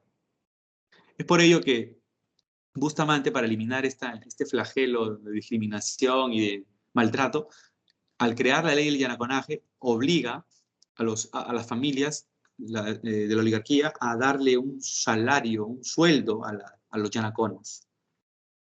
Ya tienen que recibir un pago. Y eso obviamente fastidia, ¿no? a la oligarquía. Entonces, estas son algunas medidas que para muchos no fueron de conformidad con la clase alta y terminaron dándole golpe de Estado mediante el ministro del Interior, Manuel Arturo Odría Amoretti. Tarmeño él es nacido en Tarma, ¿ya? Y pues era general del ejército, ¿no? Llegó a ser ministro del Interior y luego ya presidente del Perú. Se inicia el ochenio, están los 8 años, ¿no? Ahorita vamos a ver por qué 8 años. La Ley de Seguridad Interior fue uno de los aspectos que marcó los inicios del gobierno de Odría. Esta Ley de Seguridad Interior es como la ley de emergencia que hizo Sánchez Cerro. Es más, este gobierno en sus inicios tiene como que algo muy parecido al gobierno de Sánchez Cerro.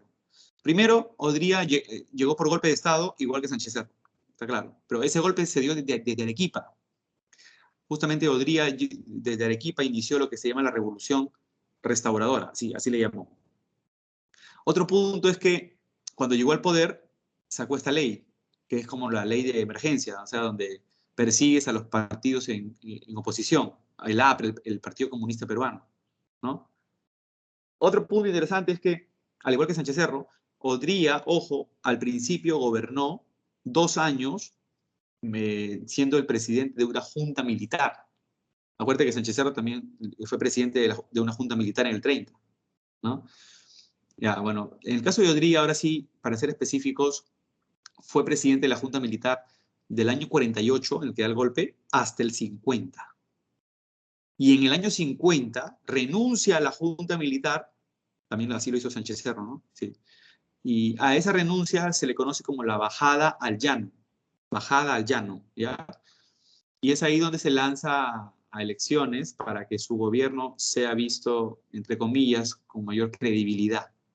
Esas elecciones fueron fraudulentas porque a los opositores se les persiguió a uno de los que estaba ya más ahí que le hacía la bronca en los votos a Odría, Ernesto Montagne, terminaron metiéndolo preso y el único candidato fue Odría, quien asumió el mando del 50 al 56. Entonces, por eso se le llama ochenio. Los 2 primeros años, junta militar, un gobierno autoritario, sin congreso, y los otros 6 años de gobierno constitucional, entre comillas, ¿no? Es una dictadura esto, ¿ya? De 2 más 6, ahí está el ochenio. Bueno, uno de los aspectos que casi al finalizar su gobierno fueron categóricos es el voto femenino en las elecciones generales. Se le permitió a la mujer votar en las elecciones. Ojo, las mujeres van a poder votar recién a partir de 1956, ¿ya? A partir de ese año. A nivel social se intensificó el proceso migratorio de las provincias a Lima, ¿no? Mucha gente de las provincias llegaría a Lima producto de que no habían condiciones de vida adecuadas, óptimas en el interior del país. A este proceso, miren ustedes, se le conoce como cholificación. Es un término antropológico, ¿no? Que fue puesto así por el sanmarquino Aníbal Quijano, ¿ya? Un sociólogo. Lima, ustedes recuerdan, no era la Lima de hoy. Entiendan que Lima era una Lima colonial, todavía incluso se mantenían los trazos de la colonia, una Lima arquitectónicamente todavía para los blanquitos, ¿ya? Era una Lima criolla. Pero con el proceso migratorio, esta Lima empezó pues a cambiar por la llegada de todos los provincianos. Es por eso que eso se le llama de una forma la cholificación, ¿no? Y el crecimiento de Lima verdaderamente fue desordenado. Aquí no hubo una política urbana marcada. Se poblaron las diferentes, las periferias de Lima, que se convertirían en los 4 conos de Lima, incluso los cerros, ¿no? Y la gente no tenía otra que poder, pues, vivir en esteras. A esos pueblos, a esas zonas se les conocía como las barriadas de Lima, ¿no? El sociólogo José Matos Mar hace un buen análisis justamente respecto a esto, ¿no? ¿Cuál fue la primera invasión? Bueno, esto fue prácticamente al mismo tiempo, Valentino. Las zonas de San Juan del Lurigancho, ¿no? Lo que es hoy San Juan del Lurigancho. Todo era terral ahí, ¿no? Eran chacras, ¿no? Se poblaría luego las zonas de Comas, por otra parte. O sea, no era casi, ¿no? Donde podías encontrar un terreno libre, ahí, ¿no? Ahí pongo mi estera y mi techo de bolsa y algo que me cubra. Dentro de los cerros, por ejemplo, entre sí, el primer cerro que se llegó a poblar fue el Cerro del Pino, ¿no? Ya luego, las zonas ¿no? las zonas del Agustino, la Victoria, el Cerro San Cristóbal, después, ¿no? Y esto verdaderamente generó todo un crecimiento desordenado. A ver, ahorita han empezado a taladrar aquí, parece que están haciendo, no sé, un edificio que está en mi casa. Y ¿saben qué? Me voy a poner los audífonos para ver si es que evito cualquier tipo de bulla. Un ratito. A ver.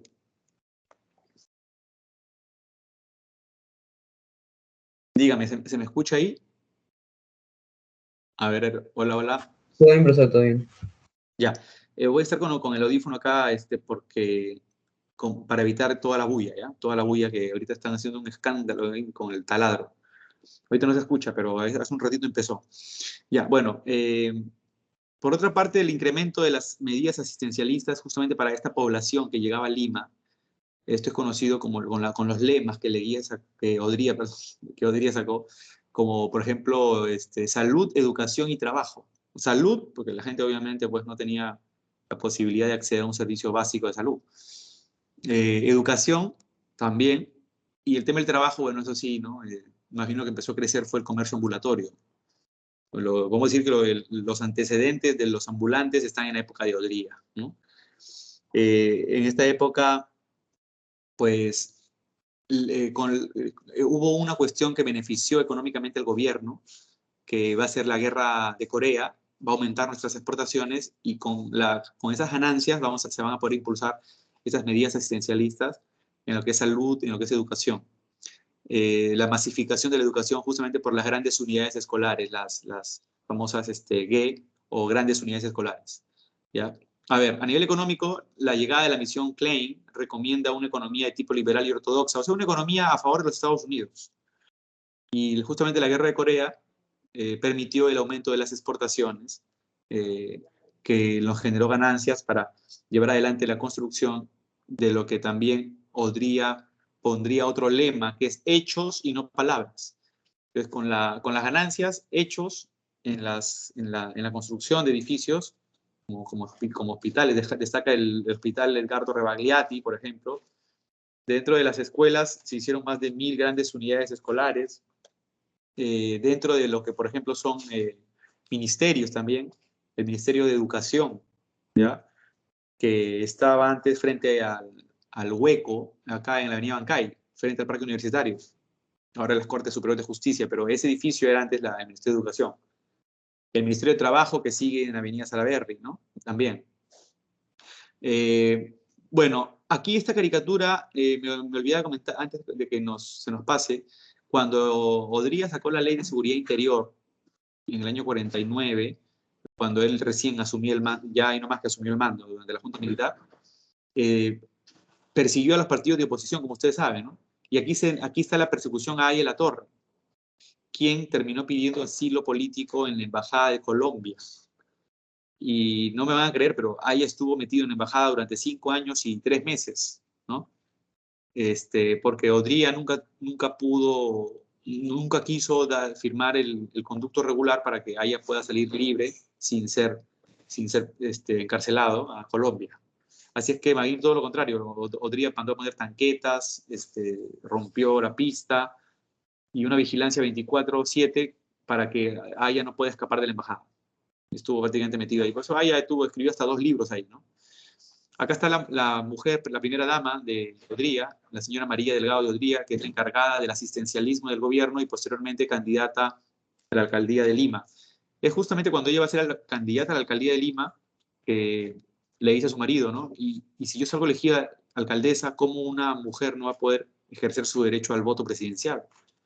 Y es ahí donde ya se propone que la mujer pueda ejercer su derecho al voto, al sufragio. Y bueno, acabó el gobierno de Odría y acá vemos la famosa reunión que se dará en Monterrico, en la residencia de Prado, quien Manuel Prado Ugarteche se estaba nuevamente lanzando a la presidencia, pero quería el respaldo de Aya de la Torre. Y es por eso que aquí lo ven sentado, miren, ahí a la Torre con corbata negra, aquí lo ven. Y acá al costado está la mano derecha de Manuel Prado, el señor Pedro Beltrán, ¿no? Y lo más increíble de todo, en este almuerzo, al costado, en la mano izquierda de ahí a la Torre, miren quién está aquí. Nada más y nada menos que Odría, ¿no? O sea, ahí a la Torre compartió mesa con el que lo había perseguido durante 5 años y 3 meses, ¿no? Y justamente, incluso más adelante van a hacer una alianza después, todavía eso para el año 63. Pero aquí ya empezaron nuevamente a colocar sobre el tapete los intereses políticos que se iban ahora en esta nueva etapa, del 56 en adelante, a poner de manifiesto. ¿Qué pasó con Aya La Torre? Aya terminaría respaldando al gobierno de Prado y por eso nace la convivencia, ¿ya? Esto es el segundo gobierno de Manuel Prado Ugarteche con el APRA, ¿ya? Pero Aya lo respaldó con el único cometido de que cuando termine la convivencia, pues el gobierno del APRA más Prado, en el 62, Aya pueda lanzarse a candidatear otra vez a la presidencia. Esa fue la razón, ¿no? por lo que lo apoyó.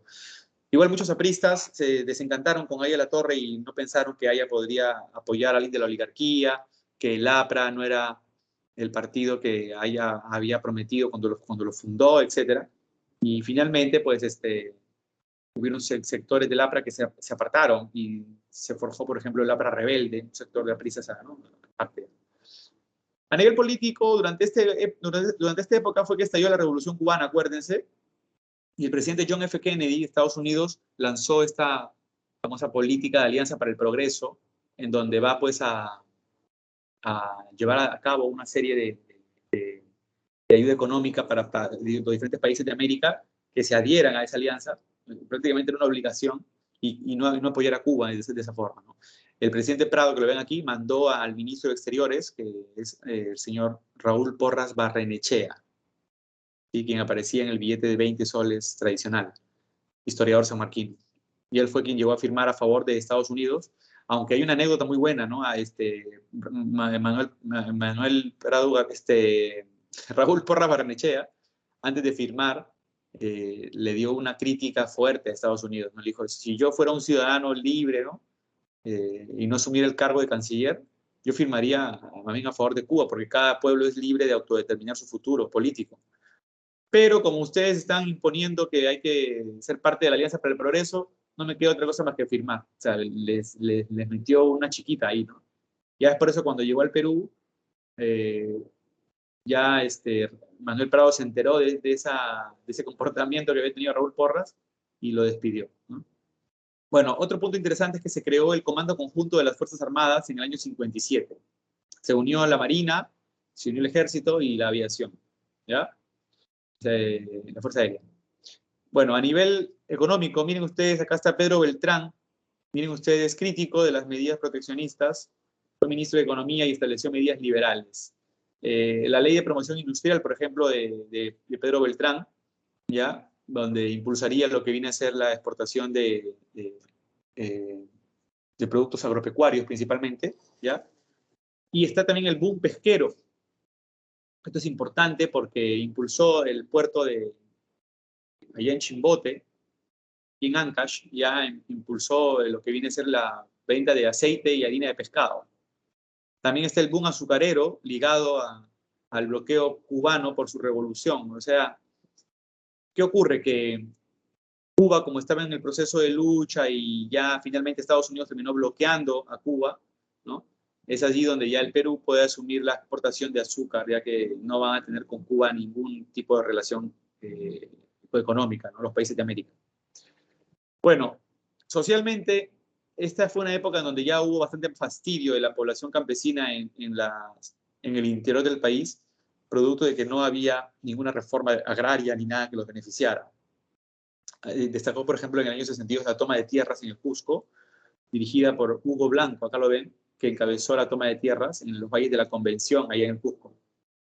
El gobierno de Manuel Prado Ugarteche intentó generar un consenso con la población campesina y para eso creó el Instituto de Reforma Agraria y Colonización, que intentaría llevar adelante un análisis de cómo darle la tierra a los campesinos que la merecen y llevar adelante después una reforma agraria, pero nunca se llevó a cabo nada, ¿no? El gobierno de Prado terminó en el 62 prácticamente sin pena ni gloria, ¿ya? Más Prado se la pasó viajando, ¿no? Durante casi buena parte de su gobierno y no concretó ninguna reforma sustancial a favor de las clases bajas. En el 62 se presentó Aya de la Torre, se presentó Fernando Belaúnde Terry, que era muy conocido porque él es el arquitecto que llevó adelante muchas de las obras durante la época del gobierno de Odría, entre las que vemos los hospitales, los ministerios, los colegios y el Estadio Nacional, que también fue construido en el 53 en el gobierno de Odría.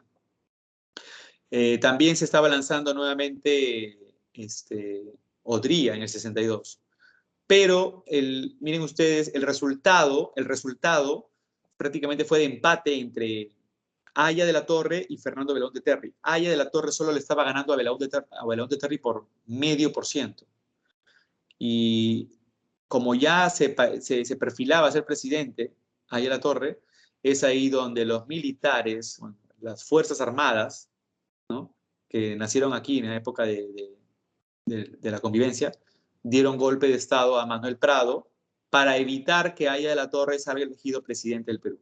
El objetivo de esta junta militar, un régimen provisorio para evitar un gobierno aprista o conservador e iniciar el proceso de reformas sociales, ¿no?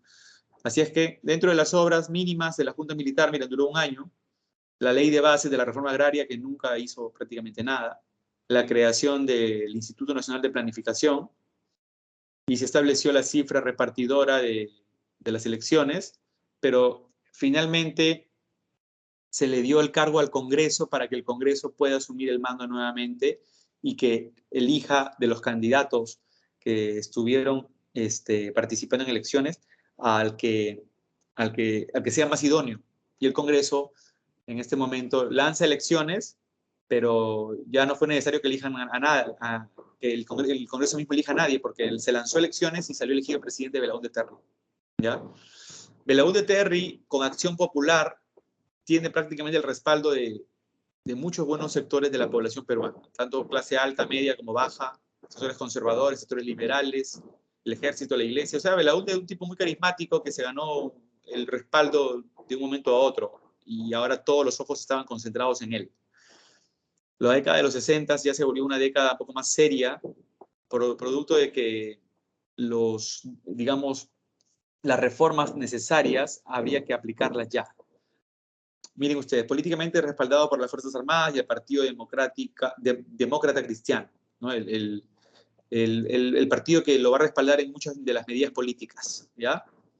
Pero en el Congreso obtuvo toda la oposición del APRA, de Ayala Torre, que se unió con el partido de Odría, la Unión Nacional Odriguista.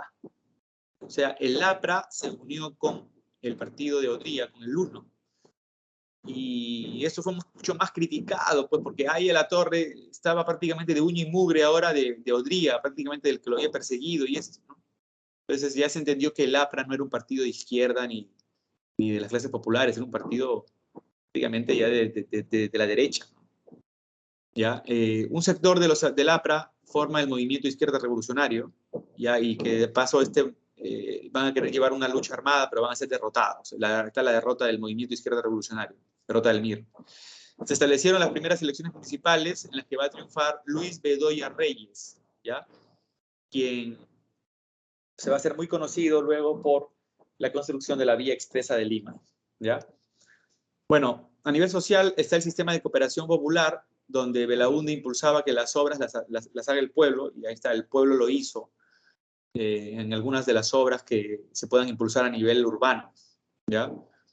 Dentro también de las reformas más esperadas estuvo, miren ustedes, la ley de reforma agraria en el año 65, que terminó siendo un fracaso porque Belaúnde no tocó las tierras más productivas y no hizo la repartición como se esperaba, ¿no? Me preguntaba por aquí, Valentino, el Partido Popular Cristiano actualmente, ¿por cuál me preguntabas? ¿Por cuál me preguntabas? ¿Por Bedoya?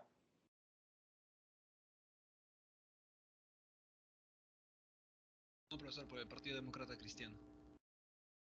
Claro, sí, correcto. Y es justamente por el partido de Bedoya, claro, por el partido de Luis Bedoya Reyes, exacto.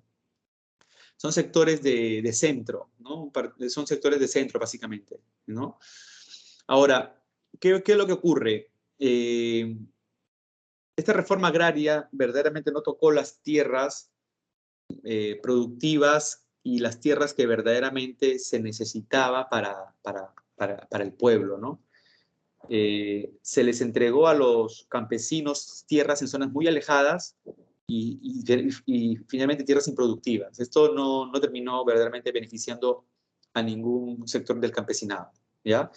A nivel económico, destaca la creación del Banco de la Nación, que esto reemplazó a lo que se llamaba la Caja de Depósitos y Consignaciones. Ahora es el Banco de la Nación el que se va a encargar de hacer pagos a trabajadores del Estado, préstamos a sectores del pueblo, etc. Está el inicio de la carretera marginal de la selva, que integraría por primera vez la zona de la selva al Perú, ya que la selva era una zona muy alejada, que para llegar prácticamente antes era un mes de viaje, y ahora mediante la carretera marginal empezó a reinsertarse al Perú. Aquí el Belaúnde lanza la frase la conquista del Perú por los propios peruanos.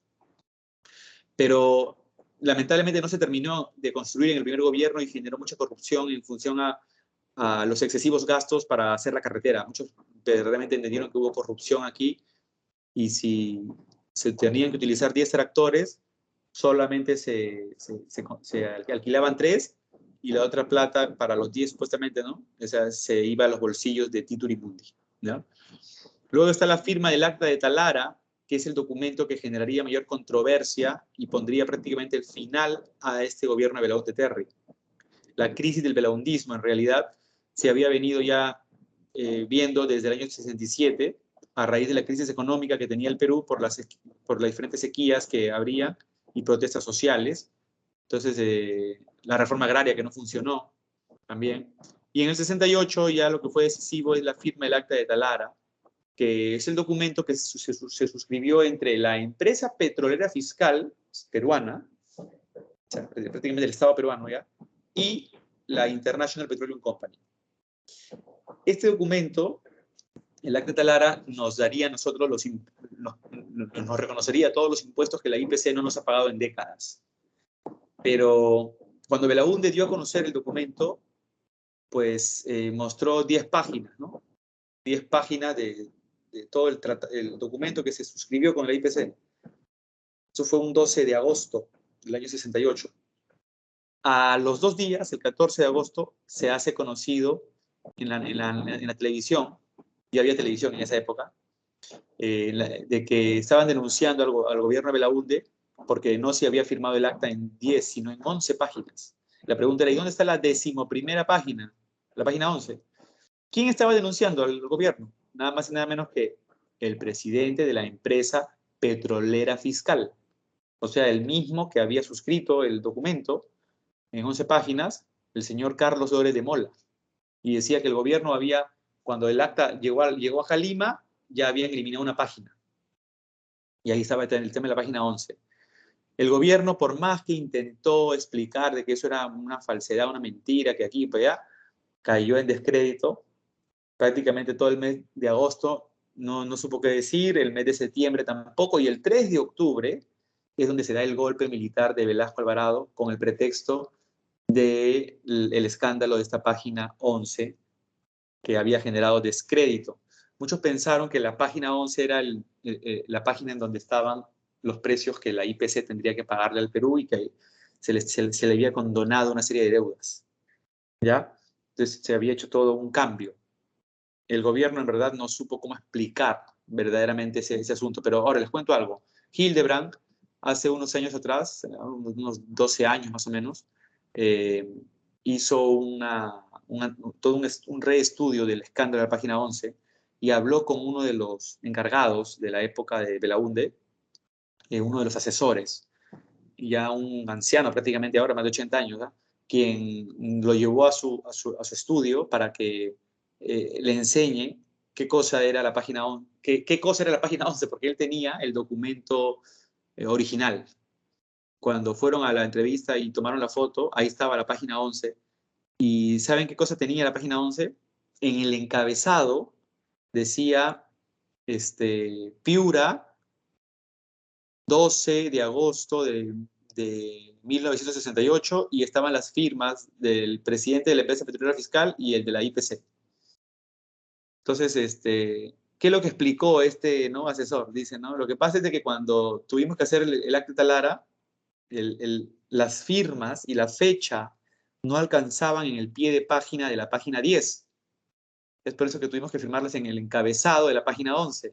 Cuando el acta la trajimos a Lima para fedatearla ante el notario ya del Estado y esto, dijeron, no, pues un documento legal no puede ir de esa manera. Nunca las firmas se ponen en el encabezado.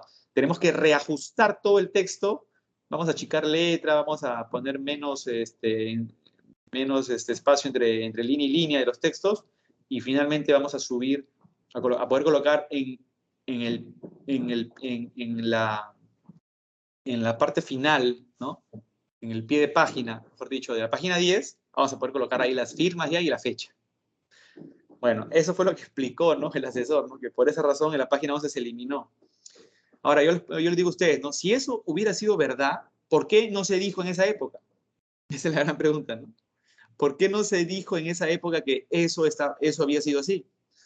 Yo entre lo personal creo que han intentado limpiar el nombre de Belaúnde con eso, ¿no? Porque Belaúnde se fue a la tumba hasta el final y le decían vendepatria y esto, ¿no? Dice, pero ¿y si no tenía nada de malo? Porque claro, exacto, pues claro, eso mismo, Leslie, eso mismo es lo que yo pienso, ¿no? Muy buena tu interpretación también. Ahora, bueno, llegó Juan Velasco Alvarado y se inició el gobierno revolucionario de las Fuerzas Armadas. La propuesta ideológica estaba influenciada, miren ustedes, por la CEPAL y el CAEM, dos instituciones que en ese momento intentarían hacer toda una renovación dentro del enfoque de reformas que se pueden llegar a aplicar en un país, ¿no? En el caso del CAEN, había llegado pues, a ser creado en la época de Odría para que los militares tengan una formación mucho más idónea, Centro de Altos Estudios Militares. Ahora, las reformas, miren ustedes, para superar el subdesarrollo y la injusticia social, justamente eran propuestas, esto por la misma CEPAL, ¿no? Que era la Comisión de los Pueblos en Latinoamérica, que intentaban pues, llevar adelante todo un impulso de reformas a favor de los países de la región. Está la doctrina de seguridad nacional, la integración social y desarrollo económico. Bueno, Juan Velasco Alvarado y los militares que llegan al poder prácticamente tienen un nuevo enfoque. Son los militares de nuevo cuño, vamos a decirlo así, están renovados en su pensamiento. Su objetivo, miren ustedes, general, modernizar el Estado mediante reformas nacionalistas y antioligárquicas por la vía autoritaria. Ahora, ¿cuáles fueron las primeras medidas que...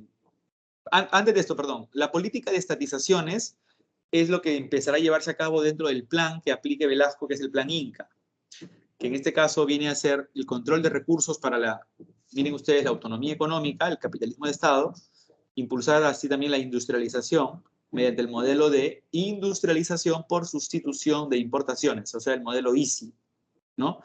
Que es el proteccionismo propiamente. Velasco, dentro de esta política de estatizaciones, aplicó una medida, la primera de todas, que fue llevada a cabo 6 días después que se ejecutara el golpe, ¿no? Fue la anulación del Acta de Talara y la expropiación de la International Petroleum Company. Aquí ya ponía de manifiesto lo que él había explicado en el plan Inca, ¿ya?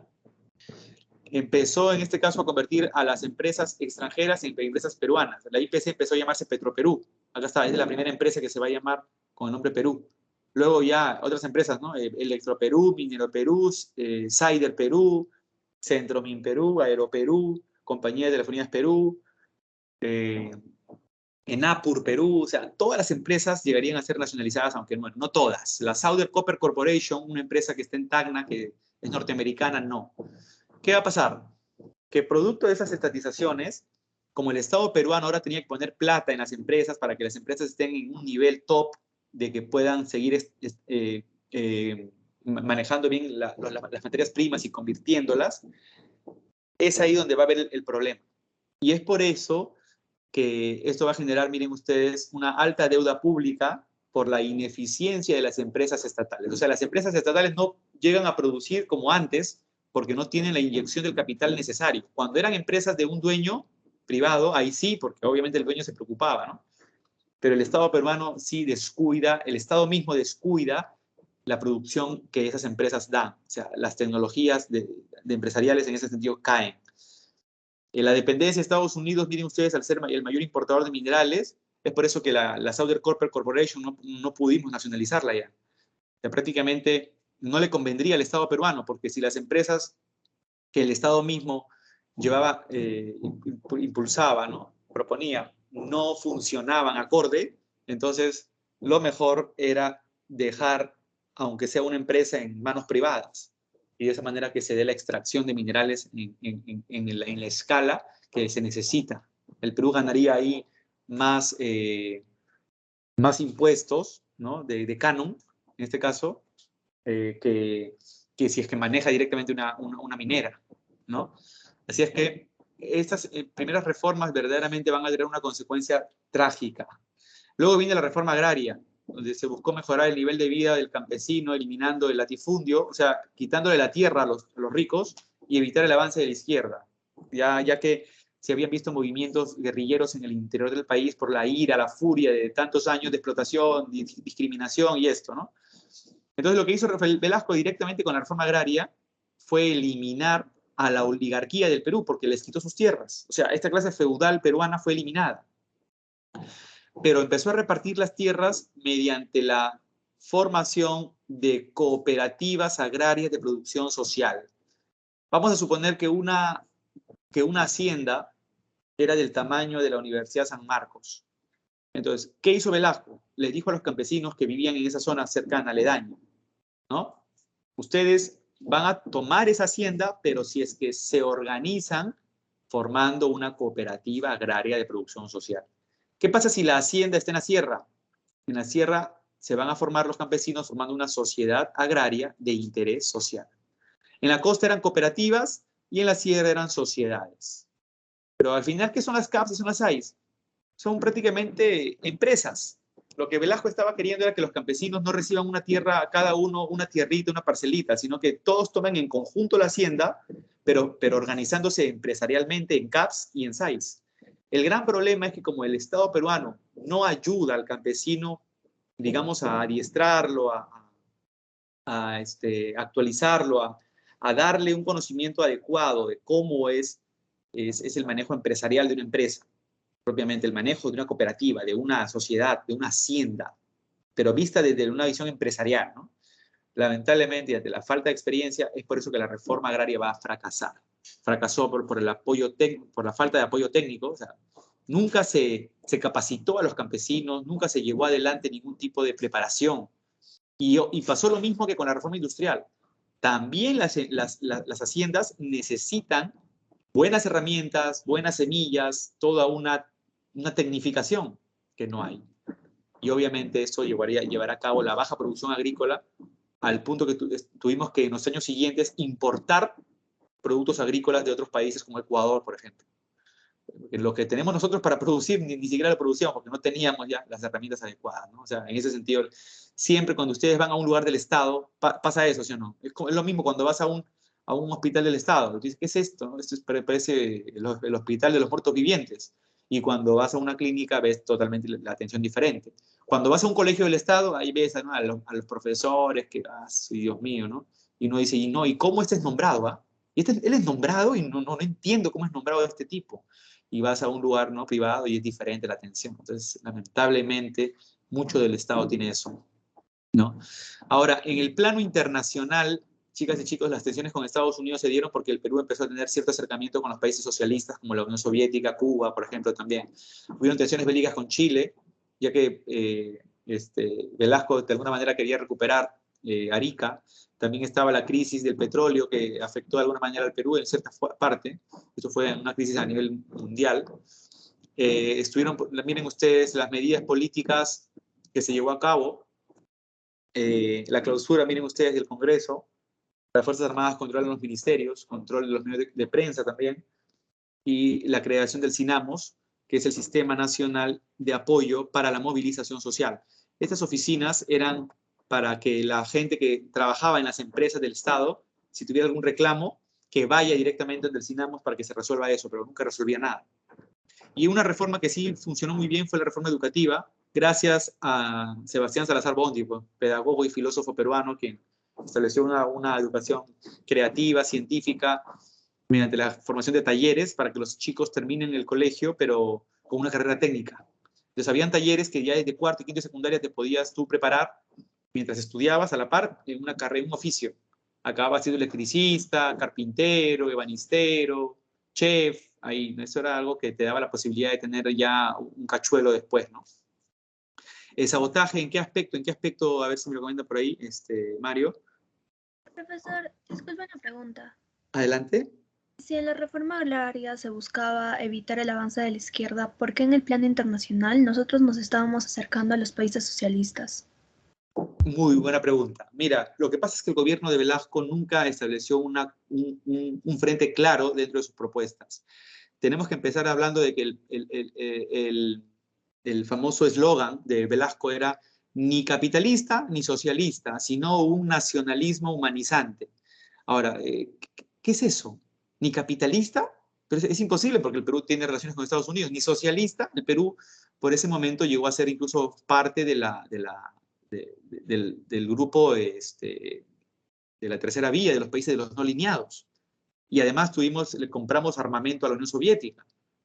Y lo peor dice, ¿no?, sino un nacionalismo humanizante, pero el nacionalismo termina siendo una ideología burguesa, por lo tanto estaríamos siendo capitalistas. Entonces, obviamente, no hay un enfoque claro del gobierno. Entonces, sí, efectivamente, llegamos a ser miembro incluso fuimos sede en 2 reuniones seguidas de la Conferencia de los No Alineados. Entonces, lamentablemente, el gobierno nunca tuvo un enfoque claro. Entonces, evitar el avance de la izquierda más bien lo va a impulsar gracias al fracaso de las reformas, porque con el fracaso de la reforma industrial y con el fracaso de la reforma agraria, el nivel de la pobreza en el Perú aumentó, el costo de vida aumentó.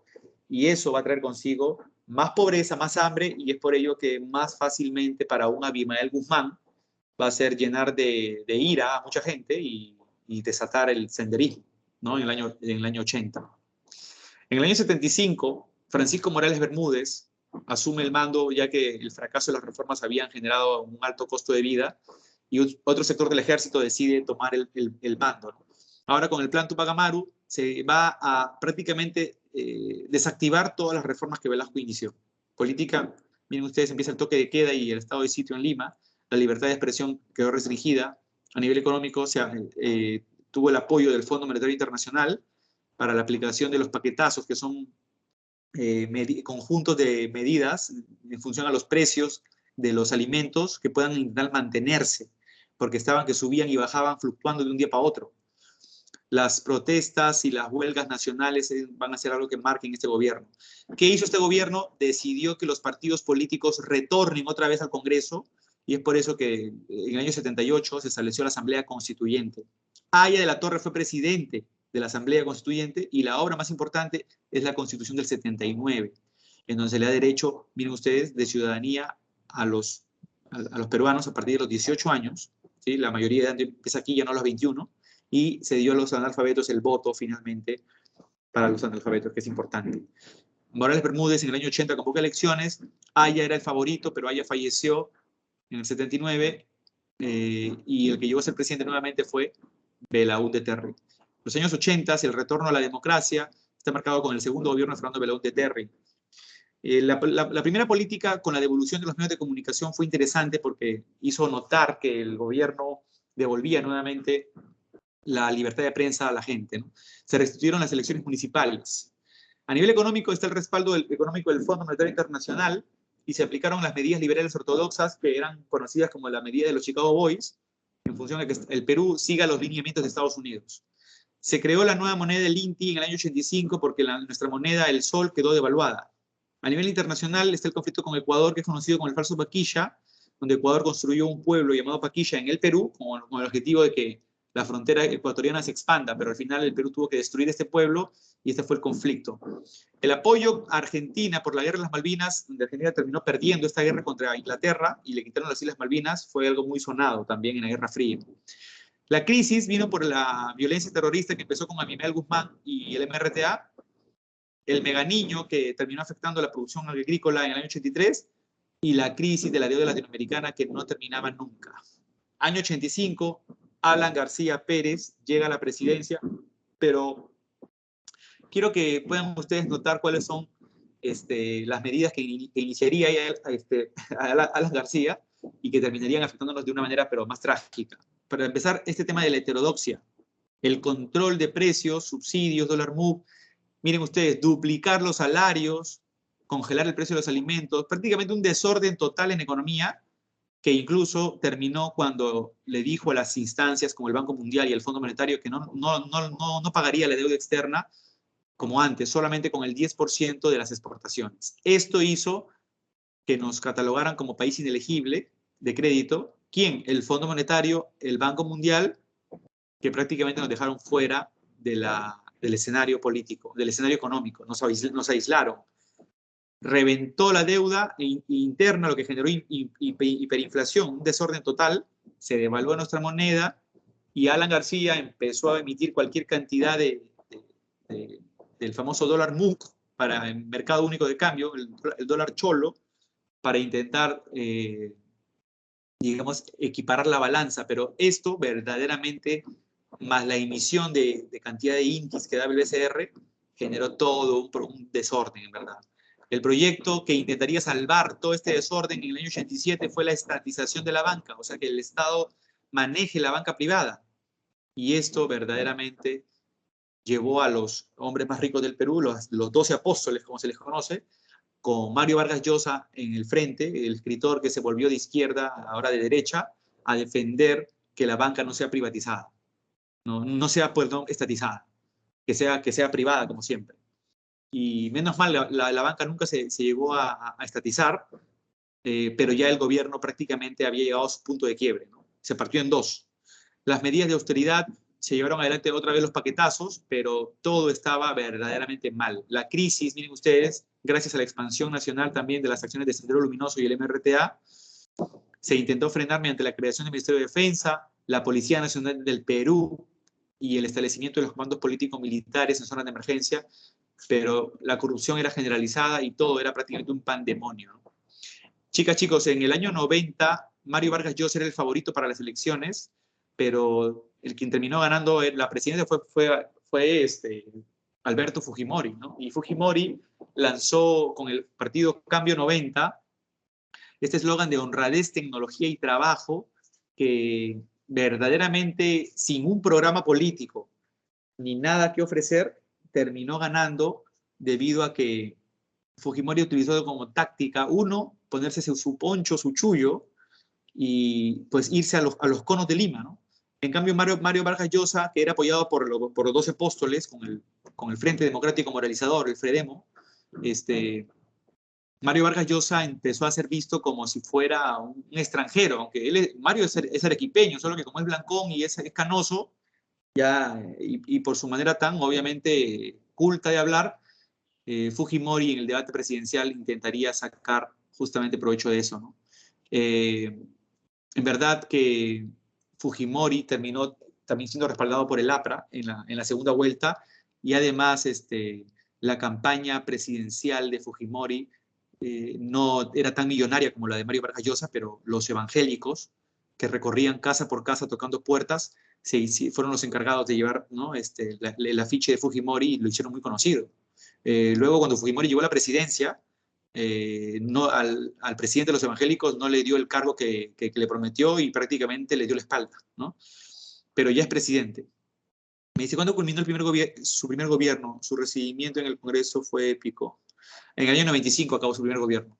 La estabilización económica, miren ustedes, el objetivo, reducir la hiperinflación, el shock económico, prácticamente el Fujishock. Ese era el proyecto de Mario Vargas Llosa, pero Fujimori lo copió. Reinsertó al Perú en la economía financiera, en la comunidad financiera internacional, mediante un proceso de calendarización de pagos, y está la promoción de la privatización de empresas públicas y la inversión directa extranjera, ¿no? Esto generaría verdaderamente mucha inestabilidad en el Perú, porque ahora los empresarios son los que tienen el control y el manejo, ¿no? ¿Qué hizo Fujimori para poder llevar adelante toda esta serie de políticas? Acabo en un minuto.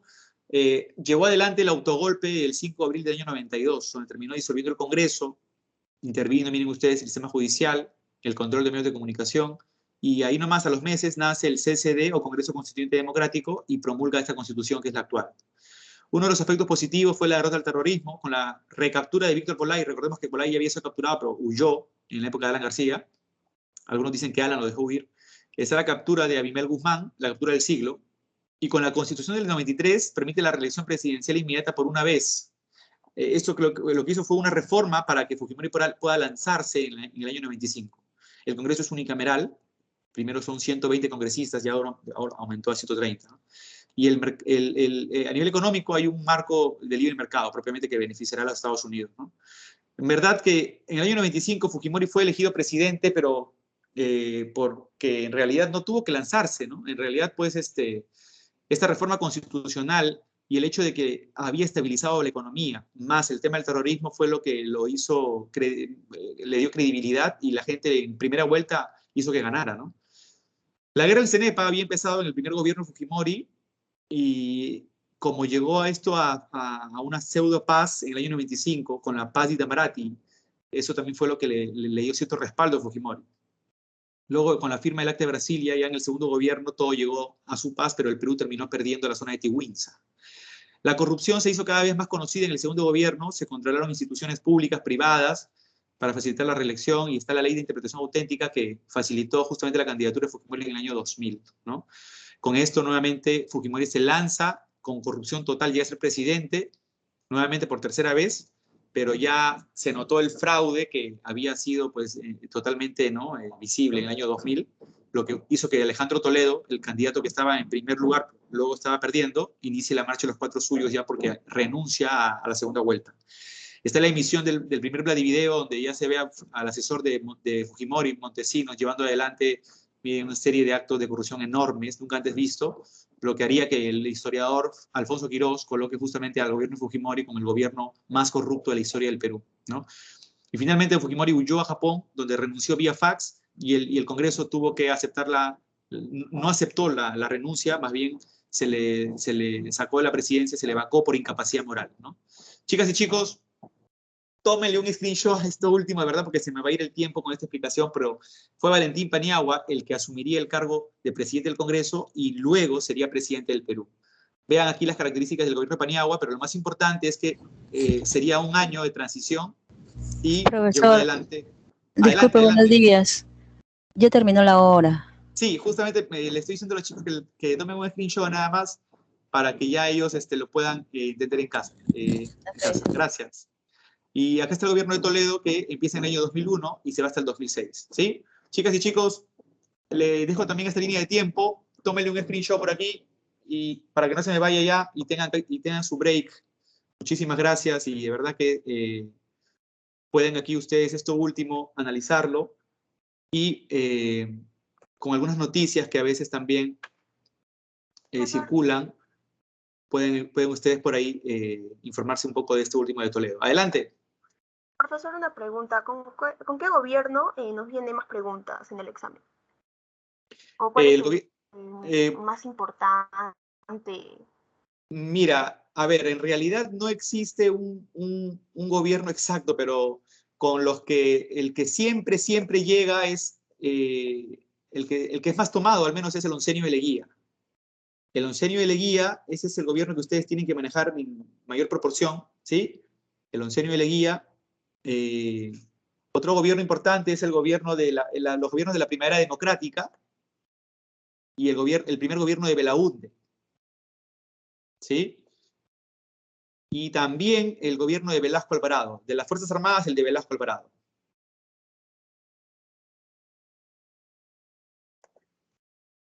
Gracias, profesor. De nada. Ahí están las claves. 1.